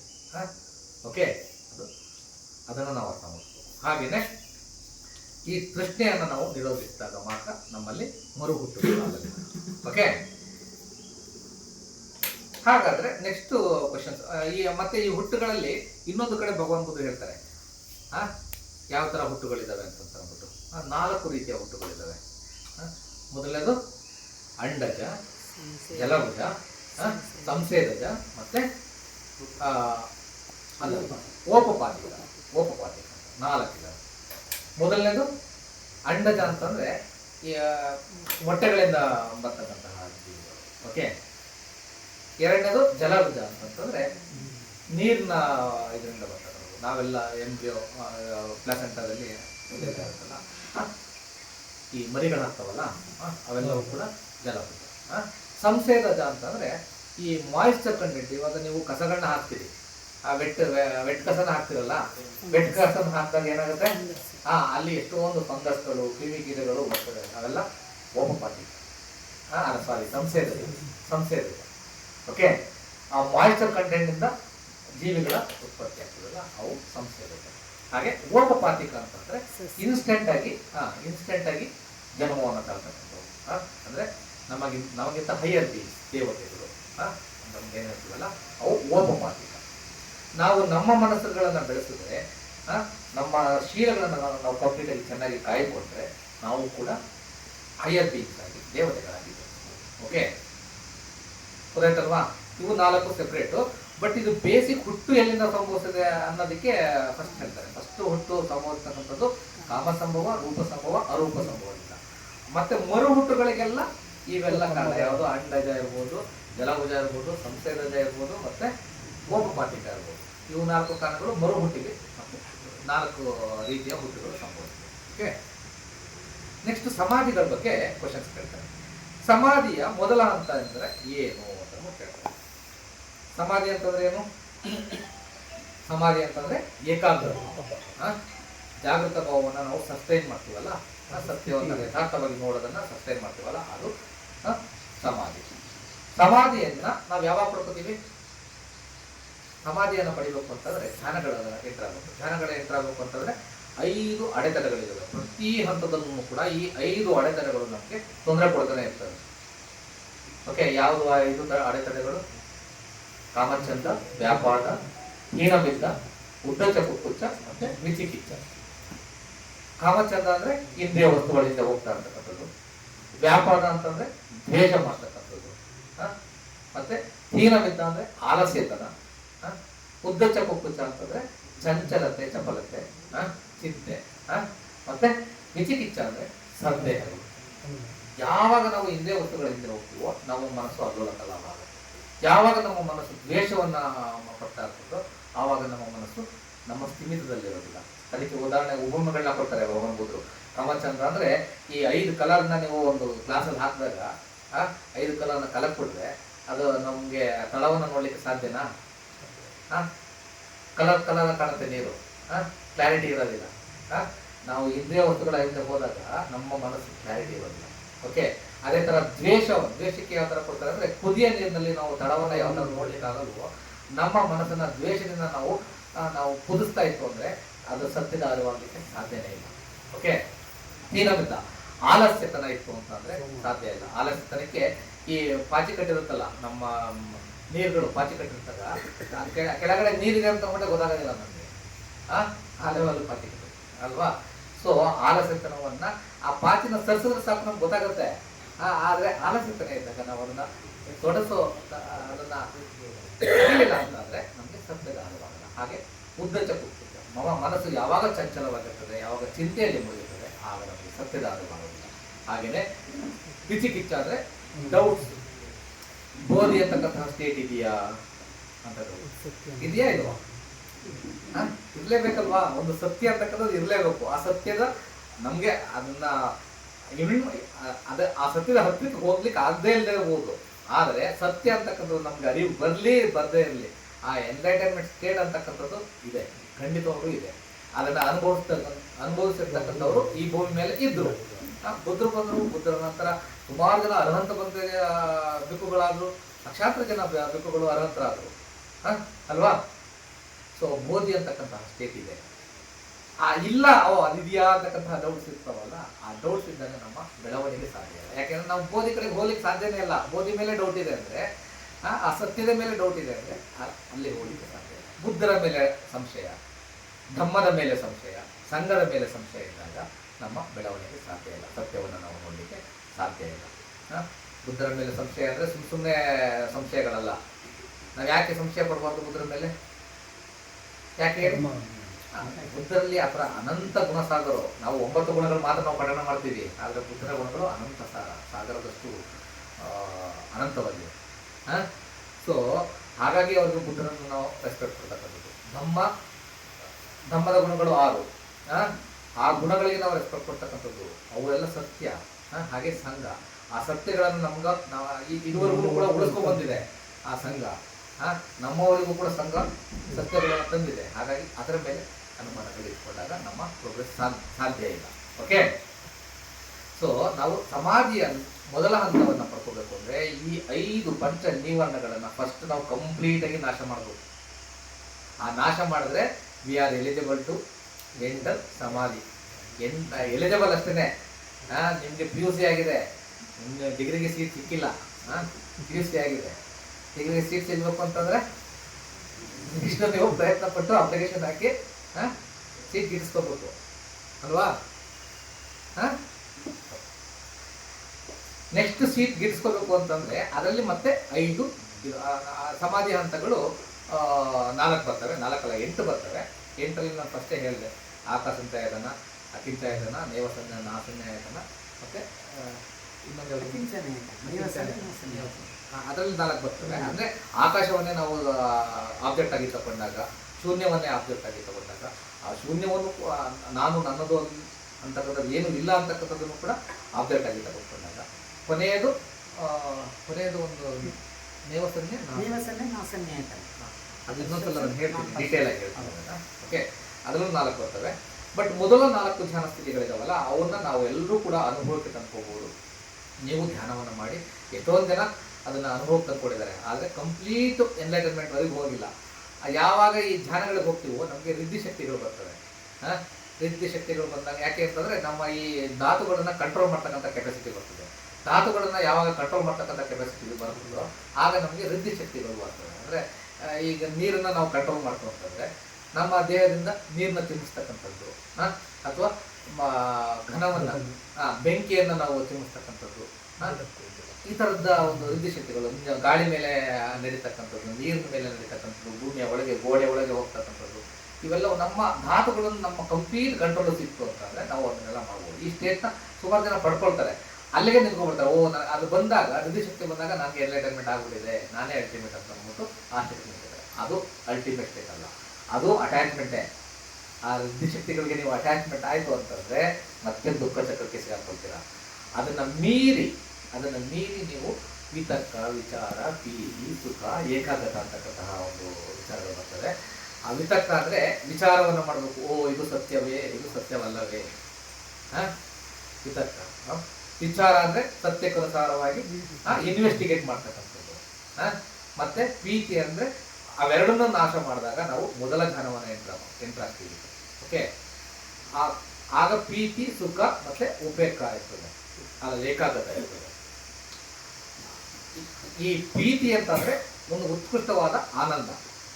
ಆ ಆನಂದದ ಸ್ಥಿತಿಗೆ ಅಂದ್ಕೊಂಡ್ರೆ ನೆಕ್ಸ್ಟ್ ಮತ್ತೆ ಧ್ಯಾನವನ್ನ, ಸಮಾಧಿಯನ್ನ ಕಂಟಿನ್ಯೂ ಮಾಡಿದ್ರೆ ಎರಡನೇ ಧ್ಯಾನವನ್ನ ಹೇಳ್ತೀವಿ. ಆಗ ಆನಂದ ಮತ್ತೆ ಏಕಾಗ್ರತೆ ಅವೆರಡು ಉಳಿದಿರ್ತದೆ. ಆ ಆನಂದಕ್ಕೂ ಕೂಡ ಅಂದ್ಕೊಂಡ್ರೆ ನೆಕ್ಸ್ಟ್ ನಮ್ಮ ಸಮಾಧಿಯನ್ನ, ಧ್ಯಾನವನ್ನ ಕಂಟಿನ್ಯೂ ಮಾಡ್ಕೊಂಡ್ರೆ ಏಕಾಗ್ರತಾ ಭಾವವನ್ನು ಮಾತ್ರ ಉಳಿಯುತ್ತೆ. ಅದು ಏಕಾಗ್ರತಾ ಭಾವವನ್ನು ನಾವು ಪರಿಪಕ್ವ ಮಾಡ್ತಾ ಸತ್ಯಗಳು ನಮ್ಮ ಅನುಭವಕ್ಕೆ ಬರಲಿಕ್ಕೆ ಆಗ್ತದೆ. ಅದು ಧ್ಯಾನ, 4ನೇ ಧ್ಯಾನಗಳಲ್ಲಿ ಸ್ಟಾರ್ಟ್ ಆಗ್ತದೆ. ಬಟ್ ಈ ಧ್ಯಾನಗಳಿಗೆ ಅಂಟುಕೊಂಡ್ರೆ ಮತ್ತೆ ದುಃಖ ಚಕ್ರಕ್ಕೆ ನಾವು ಸಿಗಾಗ್ತೀವಿ. ಸೊ ಈ 5 ಅಂಶಗಳನ್ನು ನಾವು ತೊರೆದಾಗ ನಾವು ಸಮಾಧಿಯ ಸ್ಥಿತಿಯನ್ನು ನಾವು ಪಡ್ಕೊಳ್ಳಿಕ್ಕೆ ನಾವು ಎಲಿಜಿಬಿಲಿಟಿ ಪಡ್ಕೊಳ್ತೀವಿ. ಸಮಾಧಿಯಲ್ಲಿ 4 ಧ್ಯಾನಗಳು ಬರ್ತವೆ. 4 ಧ್ಯಾನಗಳು ಅಂತಂದರೆ ನಾನು ಈಗ ಹೇಳಿದ್ನಲ್ಲ, ಪ್ರೀತಿ, ಸುಖ, ವಿತರ್ಕ, ವಿಚಾರ, ಪ್ರೀತಿ, ಸುಖ, ಏಕಾಗ್ರತೆ. ಇವುಗಳನ್ನು ಕೂಡ ಒಂದೊಂದೇ ಬಿಡ್ತಾ ನಾವು ಎಂಟರ್ಟೈನ್ಮೆಂಟ್ ಕಡೆಗೆ ನಾವು ಸಾಕ್ತೀವಿ. ಓಕೆ, ಇನ್ನೊಂದು ಓದಿದೆ, ಟೈಮ್ ಆಗಿದೆ, ಶಾರ್ಟ್ ಆಗಿ ಹೇಳಲಿಕ್ಕೆ ಪ್ರಯತ್ನ ಮಾಡಿ. ಹಾಗಾದ್ರೆ ನೆಕ್ಸ್ಟ್ ಈ ಇಂದ್ರಿಯಗಳು ಇದಾವಲ್ಲ, 5 ಇಂದ್ರಿಯಗಳು ಇದಾವಲ್ಲ, ಅವುಗಳು ಉಳ್ಕೊಳ್ತಕ್ಕಂತಹ ಸ್ಥಳ ಯಾವುದು ಅಂತ ಅಂದ್ಬಿಟ್ಟು ಕೇಳ್ತಾರೆ. ಓಕೆ, ಇಂದ್ರಿಯಗಳ ಬಗ್ಗೆ ಕೇಳ್ತಾರೆ. ಈ 5 ಇಂದ್ರಿಯಗಳು ಬೇರೆ ಬೇರೆಯದೇ ಆದ ವಿಷಯಗಳನ್ನು ಹೊಂದಿದ್ದು, ಬೇರೆ ಬೇರೆಯದೇ ಆದ ಆಶಯಗಳನ್ನು ಹೊಂದಿದೆ. ಓಕೆ, ಹೌದು ಅಲ್ವಾ? ಕಣ್ಣಿದೆ, ಕಿವಿ ಇದೆ, ಮೂಗಿದೆ, ನಾಲಿಗೆ ಇದೆ, ಚರ್ಮ ಇದೆ. ಇವು 5 ವಿಷಯಗಳು ಬೇರೆ ಬೇರೆ ಇದೆ. ಓಕೆ, ಕಣ್ಣಿನಿಂದ ನಾವು ಕೇಳಲಿಕ್ಕಾಗಲ್ಲ ಅಲ್ವಾ? ಕಿವಿಯಿಂದ ಮಾತಾಡ್ಲಿಕ್ಕಾಗಲ್ಲ ಅಲ್ವಾ? ಮೂಗಿನಿಂದ ರುಚಿಯನ್ನು ನೋಡ್ಲಿಕ್ಕಾಗಲ್ಲ. ಹಾಗೆ ನಾಲಿಗೆಯಿಂದ ನಾವು ನೋಡ್ಲಿಕ್ಕಾಗಲ್ಲ. ಸ್ಪರ್ಶದಿಂದ ನಾವು ಕೇಳಿಸ್ಕೊಳ್ಲಿಕ್ಕಾಗತ್ತಾ? ಆಗೋದಿಲ್ಲ ಅಲ್ವಾ? ಇವು 5 ಇಂದ್ರಿಯಗಳು ಸೆಪ್ರೇಟೇನೆ. ಇಂದ್ರಿಯ ಅಂತಂದ್ರೆ ಕಿಂಗ್. ಓಕೆ, ಇವು ಅವುಗಳ ಒಂದು ಆಸ್ಥಾನದಲ್ಲಿ ಅವುಗಳೇ ರಾಜರು. ಓಕೆ, ಈ ಕಣ್ಣಿನ ಇಂದ್ರಿಯಕ್ಕೆ ಆಶಯ ಏನು? ಕಣ್ಣೇ ಆಶಯ? ಇಲ್ಲ, ಅದು ಅವು ಉಳ್ಕೊಳ್ತಕ್ಕಂಥ ಸ್ಟೇಜ್ ನೆಕ್ಸ್ಟ್ ಮನೆಗಳು ಬರ್ತವೆ, ಆಗ ನಾನು ಹೇಳ್ತೀನಿ. ಓಕೆ, ಕಣ್ಣಿಗೆ ಅಂದರೆ ಈ ಕಣ್ಣಿನ ಇಂದ್ರಿಯಕ್ಕೆ, ಈ ನೋಟಕ್ಕೆ ಈ ಕಣ್ಣು ಮಾತ್ರ ಆಶಯ. ಓಕೆ, ಅದು ಕಣ್ಣಿನಿಂದ ನಾವು ಕೇಳಿಸ್ಕೊಳ್ಲಿಕ್ಕೂ ಆಗಲ್ಲ, ಊಟ ಮಾಡ್ಲಿಕ್ಕಲ್ಲ, ಬೇರೆದೇನು ಮಾಡ್ಲಿಕ್ಕಾಗಲ್ಲ. ಕಣ್ಣಿನಿಂದ ನೋಟ ಮಾತ್ರ ಸಾಧ್ಯ. ಓಕೆ, ಹಾಗೆಯೇ ಕಿವಿಯಿಂದ ಕೇಳಿಸ್ಕೊಳ್ಳೋದು ಮಾತ್ರ ಸಾಧ್ಯ, ನಾಲಿಗೆಯಿಂದ ರುಚಿ ಮಾತ್ರ ಸಾಧ್ಯ, ಹಾಗೆಯೇ ದೇಹದಿಂದ ನಮ್ಮ ಸ್ಪರ್ಶಗಳು ಮಾತ್ರ ಸಾಧ್ಯ. ಓಕೆ, ಹಾಗಾದ್ರೆ ಇವೆಲ್ಲವೂ ಕೂಡ ಕೆಲಸ ಮಾಡ್ಬೇಕಲ್ವಾ? ಕೆಲಸ ಮಾಡ್ಬೇಕು ಅಂದ್ರೆ ಒಂದು ಕಾಮನ್ ಮನೆ ಬೇಕು. ಯಾಕೆಂದ್ರೆ ಇವೆಲ್ಲ ಮ್ಯೂಚುವಲ್ ಆಗಿ ಕೆಲಸ ಮಾಡ್ತಕ್ಕಂಥದ್ದು. ಮ್ಯೂಚುವಲ್ ಆಗಿ ಕೆಲಸ ಮಾಡಿದ್ರೆ ಬರೀ ಕಣ್ಣು ಮಾತ್ರ ಕೆಲಸ ಮಾಡಕ್ಕಾಗತ್ತಾ? ಬರೀ ಕಿವಿ ಮಾತ್ರ ಕೆಲಸ ಮಾಡಕ್ಕಾಗತ್ತಾ? ಆಗಲ್ಲ ಅಲ್ಲ. ಇವು 5 ಕೂಡ ಮ್ಯೂಚುವಲ್ ಆಗಿ ಕೆಲಸ ಮಾಡ್ತಕ್ಕಂಥದ್ದು. ಆ ಮ್ಯೂಚುವಲ್ ಆಗಿ ಕೆಲಸ ಮಾಡ್ಬೇಕು ಅಂದ್ರೆ ಒಂದು ಕಾಮನ್ ಹೌಸ್ ಇರಬೇಕು. ಅದ್ಯಾವುದು? ಅದೇ ಮನಸ್ಸು. ಈ ಎಲ್ಲಾ ಇಂದ್ರಿಯಗಳನ್ನ ಫಸ್ಟ್ ಅವು ಆಕ್ಟಿವೇಟ್ ಆದಾಗ ಅವನ್ನ ಪ್ರೋಸೆಸ್ ಮಾಡಿ ಇದು ಇಂತಹದ್ದೇ ಅಂತ ಕೊಟ್ಟು ಗುರುತಿಸಿ ನೀನ್ ಏನ್ ಮಾಡ್ಬೇಕು ಅಂತಕ್ಕಂಥದ್ದನ್ನ ಹೇಳ್ತಕ್ಕಂಥದ್ದು ಮನಸ್ಸು. ಓಕೆ, ಈ 5 ಇಂದ್ರಿಯಗಳಿಗೆ ಬೇಸ್ ಮನಸ್ಸು. ಓಕೆ, ಗೊತ್ತಾಯ್ತಲ್ವಾ? ಓಕೆ, ಹಾಗಾದ್ರೆ ಈ 5 ಇಂದ್ರಿಯಗಳು ಏನನ್ನು ಅವಲಂಬಿಸಿ ನಿಂತಿವೆ ಅಂತ ಅಂದ್ಬಿಟ್ಟು ಕೇಳ್ತಾರೆ. ಏನನ್ನು ಅವಲಂಬಿಸಿ ನಿಂತಿವೆ? ಈ 5 ಇಂದ್ರಿಯಗಳು ಏನನ್ನ ಡಿಪೆಂಡ್ ಆಗಿದ್ದಾವೆ? ಮನಸ್ಸನ್ನು ಡಿಪೆಂಡ್ ಆಗಿದ್ವು. ಆ ಮನಸ್ಸನ್ನು ಡಿಪೆಂಡ್ ಆಗಬೇಕು ಅಂತಂತಂದ್ರೆ ಅವು ಇರ್ಬೇಕಲ್ಲ, ಅವು ಜೀವಂತ ಇರ್ಬೇಕಲ್ಲ, ಅವು ಜೀವದ ಮೇಲೆ ಡಿಪೆಂಡ್ ಆಗಿದ್ದಾವೆ. ಜೀವ ಇಲ್ಲದೆ ಇದ್ರೆ ಈ 5 ಇಂದ್ರಿಯಗಳ ಕೆಲಸ ಮಾಡಲ್ಲ. ನಮಗ್ ಜೀವ ಇದೆ, ಹಾಗಾಗಿ ಈ 5 ಇಂದ್ರಿಯಗಳು ಕೆಲಸ ಮಾಡ್ತಾ ಇದ್ದಾವೆ ಅಲ್ವಾ? ನಮಗ್ ಜೀವ ಇಲ್ಲ ಅಂತಂದ್ರೆ ಈ 5 ಇಂದ್ರಿಯಗಳು ಕೆಲಸ ಮಾಡ್ತಾವ? ಅವು ಡಿಪೆಂಡ್ ಆಗಿರ್ತಕ್ಕಂಥದ್ದು ಜೀವದ ಮೇಲೆ. ಹಾಗಾದ್ರೆ ಈ ಜೀವ ಯಾವುದ್ರ ಮೇಲೆ ಡಿಪೆಂಡ್ ಆಗಿದೆ? ಜೀವ ಯಾವುದ್ರ ಮೇಲೆ ಡಿಪೆಂಡ್ ಆಗಿದೆ ಅಂತಂದ್ರೆ ಜೀವ ಶಾಖದ ಮೇಲೆ ಡಿಪೆಂಡ್ ಆಗಿದೆ. ಮತ್ತೆ ಕೇಳ್ತಾರೆ, ಈ ಶಾಖ ಯಾವುದ್ರ ಮೇಲೆ ಡಿಪೆಂಡ್ ಆಗಿದೆ? ಶಾಖ ಹೇಗೆ ಇದು ಮ್ಯೂಚುವಲ್, ಅದು ಜೀವದ ಮೇಲೆ ಡಿಪೆಂಡ್ ಆಗಿದೆ. ಶಾಖ ಜೀವದ ಮೇಲೆ ಡಿಪೆಂಡ್ ಆಗಿದೆ, ಜೀವ ಶಾಖದ ಮೇಲೆ ಡಿಪೆಂಡ್ ಆಗಿದೆ. ಹಾಗಾದ್ರೆ ನೀವು ಕಾಂಟ್ರಡಿಕ್ಟ್ ಮಾಡ್ತಾ ಇದ್ದೀರಲ್ಲ ಬಂದೇಜಿ. ಇವೆರಡು ನೀವು ಜೀವ ಶಾಖದ ಮೇಲೆ ಇದೆ ಅಂತ ಡಿಪೆಂಡ್ ಆಗಿದೆ ಅಂತೀರಾ, ಮತ್ತೆ ಶಾಖ ಜೀವದ ಮೇಲೆ ಡಿಪೆಂಡ್ ಆಗಿದೆ ಅಂತೀರಾ. ಕಾಂಟ್ರಡಿಕ್ಟ್ ಆಯ್ತಲ್ಲ ನಿಮ್ಮ ಸ್ಟೇಟ್ಮೆಂಟ್ ಅಂತ ಅವ್ರು ಕೇಳ್ತಾರೆ. ಆಗ ಇವರು ಸಾರಿಪುತ ಬಂದಿದ್ರು, ನಾನು ನಿಮ್ಗೆ ಇದನ್ನ ಅರ್ಥ ಮಾಡ್ಬೇಕಂದ್ರೆ ಒಂದು ಉಪಮ ಮೂಲಕ ನಾನು ನಿಮ್ಗೆ ಅರ್ಥ ಮಾಡ್ಲಿಕ್ಕೆ ಪ್ರಯತ್ನ ಪಡ್ತೀನಿ ಅಂತ ಅಂದ್ಬಿಟ್ಟು ಅವ್ರು ಹೇಳ್ತಾರೆ. ಒಂದು ಎಣ್ಣೆ ದೀಪ ಇದೆ, ದೀಪ ಹಚ್ತೀರಾ. ದೀಪ ಹಚ್ಚಬೇಕು ಅಂತಂತಂದ್ರೆ ಏನ್ ಬೇಕು? ಶಾಖ ಬೇಕು. ಶಾಖ ಬೇಕಲ್ವಾ? ಶಾಖ ಉತ್ಪತ್ತಿ ಆದ ಮೇಲೆ ಅದು ದೀಪವನ್ನು ಹಚ್ತೀರ. ದೀಪ ಹಚ್ಚಾದ್ಮೇಲೆ ಅದು ಉರಿತಾ ಇರ್ತದಲ್ವಾ? ಉರಿತಾ ಇರ್ಬೇಕಾದ್ರೆ ಏನ್ ಬರುತ್ತೆ? ಬೆಳಕು ಬರ್ತದೆ. ಬೆಳಕು ಬರ್ತದೆ. ಆ ಬೆಳಕು ಹೊರಟೋಯ್ತು ಅಂತಂತಂದ್ರೆ ಆ ದೀಪ ಉಳಿಯುತ್ತಾ? ಆ ದೀಪ ಬೆಳಕಬೇಕು ಅಂತಂದ್ರೆ ಶಾಖ ಇಲ್ಲದೇ ಬೆಳಕು ಬರ್ತದ? ಶಾಖ ಇಲ್ಲ ಅಂತಂದ್ರೆ ಬೆಳಕು ಬರ್ತದ? ಶಾಖದಿಂದ ಬೆಳಕು ಬರ್ತಾ ಇದೆ. ಆ ಬೆಳಕಿನಿಂದ ಈ ದೀಪ, ಇವೆರಡು ಕೂಡ ಇಂಟರ್ ಡಿಪೆಂಡೆಂಟೇ. ಶಾಖದಿಂದ ಬೆಳಕು, ಬೆಳಕಿನಿಂದ ಆ ಬೆಳಕು ಬೇಕು ಅಂತಂದ್ರೂ ಕೂಡ ಶಾಖ ಇರಬೇಕು ಬೆಳಕಿನಲ್ಲಿ. ಬೆಳಕಿನಲ್ಲಿ ನೀವು ಕೈನ ಅಂದ್ರೆ ಈ ಬಿಸಿಲು ಬೆಳಕಲ್ವಾ, ಅದರ ಶಾಖ ನಿಮ್ಗೆ ಅರಿವು ಬರ್ತದಲ್ವಾ? ಅರಿವು ಬರ್ತಾ ಇದೆ. ಆ ಶಾಖ ಹೋಯ್ತು ಅಂತಂದ್ರೆ ಈ ಚಳಿಗಾಲ ಮಳೆಗಾಲ ಮೋಡ ಬಂತು ಅಂತಂದ್ರೆ ಆ ಶಾಖ ತಗ್ಗುತ್ತಲ್ವಾ? ಅದರ ಶಾಖ ಇಲ್ಲದೆ ಇದ್ರೆ ಬೆಳಕು ಹೋಗುತ್ತೆ. ಬೆಳಕು ಇದ್ದಾಗ ಶಾಖ ಇರುತ್ತೆ, ಶಾಖ ಇದ್ದಾಗ ಬೆಳಕಿರುತ್ತೆ. ಇವೆರಡು ಕೂಡ ಮ್ಯೂಚುವಲ್ ಆಗಿ ಈ ತರ ಡಿಪೆಂಡ್ ಆಗಿರೋದೆ ಅಂತ. ಅದೇ ರೀತಿ ಈ ಸತ್ಯ ಮತ್ತು ವೇದನ ನಿರೋಧಿಯನ್ನ ಯಾವ ತರ ನಾವು ಸಿದ್ಧಿ ಮಾಡ್ಕೋಬೇಕು ಅನ್ನೋದ್ರ ಬಗ್ಗೆ ಒಂದೆರಡು ಕ್ವಶನ್ ಕೇಳ್ತಾರೆ. ಈಗ ಈ ಜೀವನ ಕ್ರಿಯೆ ಇದೆ, ನಾವು ಜೀವನ ನಡೆಸ್ತಾ ಇದ್ದೀವಿ, ಅನುಭವಗಳ ಸ್ಥಿತ್ಯಂತರಗಳನ್ನ ನಾವು ತಿಳ್ಕೊತಾ ಇದ್ದೀವಿ. ಈ ಅನುಭವಗಳ ಸ್ಥಿತ್ಯಂತರ ಮತ್ತೆ ಕರ್ಮ ಜೀವನ ಇವೆರಡೂ ಬೇರೆ ಬೇರೆಯೋ ಅಥವಾ ಈ ವೇದನ ಸ್ಥಿತ್ಯಂತರ ಈ ಮೂರು ಕೂಡ ಬೇರೆ ಬೇರೆ ಆಗಿದೆಯೋ ಒಂದೇ ಆಗಿದೆಯೋ ಅಂತ ಅಂದ್ಬಿಟ್ಟು ಕೇಳ್ತಾರೆ. ನಾವು ಏನ್ ಜೀವನ ಮಾಡ್ತಾ ಇದೀವಲ್ಲ ಅದು, ಮತ್ತೆ ವೇದನ ಮತ್ತೆ ಕರ್ಮಗಳು, ನಾವು ಮಾಡ್ತಾ ಇರ್ತಕ್ಕಂತಹ ಕರ್ಮಗಳು ಬೇರೆ ಬೇರೆಯೋ ಒಂದೇಯೋ ಅಂದ್ಬಿಟ್ಟು ಕೇಳ್ತಾರೆ. ಈ ಜೀವನ ಕ್ರಿಯೆ ಅದು ಅನುಭವದ ಸ್ಥಿತ್ಯಂತರ ಅಲ್ಲ. ಒಂದು ವೇಳೆ ಕರ್ಮ ಜೀವನವೇ ನಮ್ಮ ಅನುಭವ ಆಗಿತ್ತು ಅಂತಂದ್ರೆ ಈ ಗುರುತಿಸುವಿಕೆ ಮತ್ತೆ ಪರ್ಸೆಪ್ಷನ್ ಮತ್ತೆ ಅನುಭವಿಸುವಿಕೆಯ ಸಂವೇದನೆಗಳನ್ನ ನಿರೋಧವನ್ನ, ಅಂದ್ರೆ ಯಾರು ನಿರೋಧವನ್ನ ಪ್ರಾಕ್ಟೀಸ್ ಮಾಡ್ತಾರೆ? ಭಿಕ್ಕುಗಳು. ಅದನ್ನ ಸಾಧನೆ ಮಾಡದ ನಂತರ ಕೂಡ ಅವರು ಬದುಕಿರ್ತಾರೆ ಅಲ್ವಾ? ಅನಂತರ ಆಗ್ತಾರಲ್ಲ ಬುದ್ಧರಾದರು. ಸಿದ್ಧಾರ್ಥ ಗೌತಮ ಬುದ್ಧರಾದ ಮೇಲೆ ಕೂಡ ಅವ್ರು ಬದುಕಿದ್ರು ಅಲ್ವಾ? ಸೊ ಈ ಕರ್ಮವೇ ಅಥವಾ ಈ ವೇದನೆಗಳೇ ನಮ್ಮ ಅಲ್ಟಿಮೇಟ್ ಅಂದ್ರೆ ಜೀವನ ಕ್ರಿಯೆಯ ಅಲ್ಟಿಮೇಟ್ ಅಲ್ಲ. ಓಕೆ, ಅವೇ ನಮ್ಮ ಎಲ್ಲವನ್ನು ಕೂಡ ನಿರ್ಧಾರ ಮಾಡೋದಿಲ್ಲ, ಜೀವನವನ್ನ ನಿರ್ಧಾರ ಮಾಡೋದಿಲ್ಲ. ಇದು ಸ್ವಲ್ಪ ಡೀಪ್ ಇದೆ, ಅರ್ಥ ಆಗಲ್ಲ. ನೆಕ್ಸ್ಟ್ ಕ್ಲಾಸ್ ಅಲ್ಲಿ ಇನ್ನೊಂದು, ಯಾಕೆಂದ್ರೆ ಇನ್ನೂ ತುಂಬಾ ಇದೆ ಇದು. ಎರಡು ಪಾರ್ಟ್ ಮಾಡ್ಕೊಂಡು ಲೈಟ್ ಆಗಿ ಹೇಳಿರ್ತೀನಿ, ನೀವು ಓದ್ಕೊ ಬನ್ನಿ, ಡಿಸ್ಕಸ್ ಮಾಡೋಣ ನೆಕ್ಸ್ಟ್ ಟೈಮ್. ಓಕೆ, ಮಹಾವೇದದ ಸೂತ್ರವನ್ನು ಓದ್ಕೊ ಬನ್ನಿ, ಡಿಸ್ಕಸ್ ಮಾಡೋಣ ನೆಕ್ಸ್ಟ್ ಟೈಮ್. ಓಕೆ, ಯಾರು ಸಾಧನೆಯನ್ನ ಮಾಡಿ ಜ್ಞಾನೋದಯನ ಪಡ್ಕೊಳ್ತಾರಲ್ಲ ಅವರು ಕೂಡ ಕರ್ಮವನ್ನ ಮಾಡ್ತಾರೆ, ಹೌದಲ್ವಾ? ಕರ್ಮ ಮಾಡ್ತಾರೆ, ಆದರೆ ಅವುಗಳಿಗೆ ಫಲ ಅಂತಕ್ಕಂಥದ್ದು ಇರೋದಿಲ್ಲ.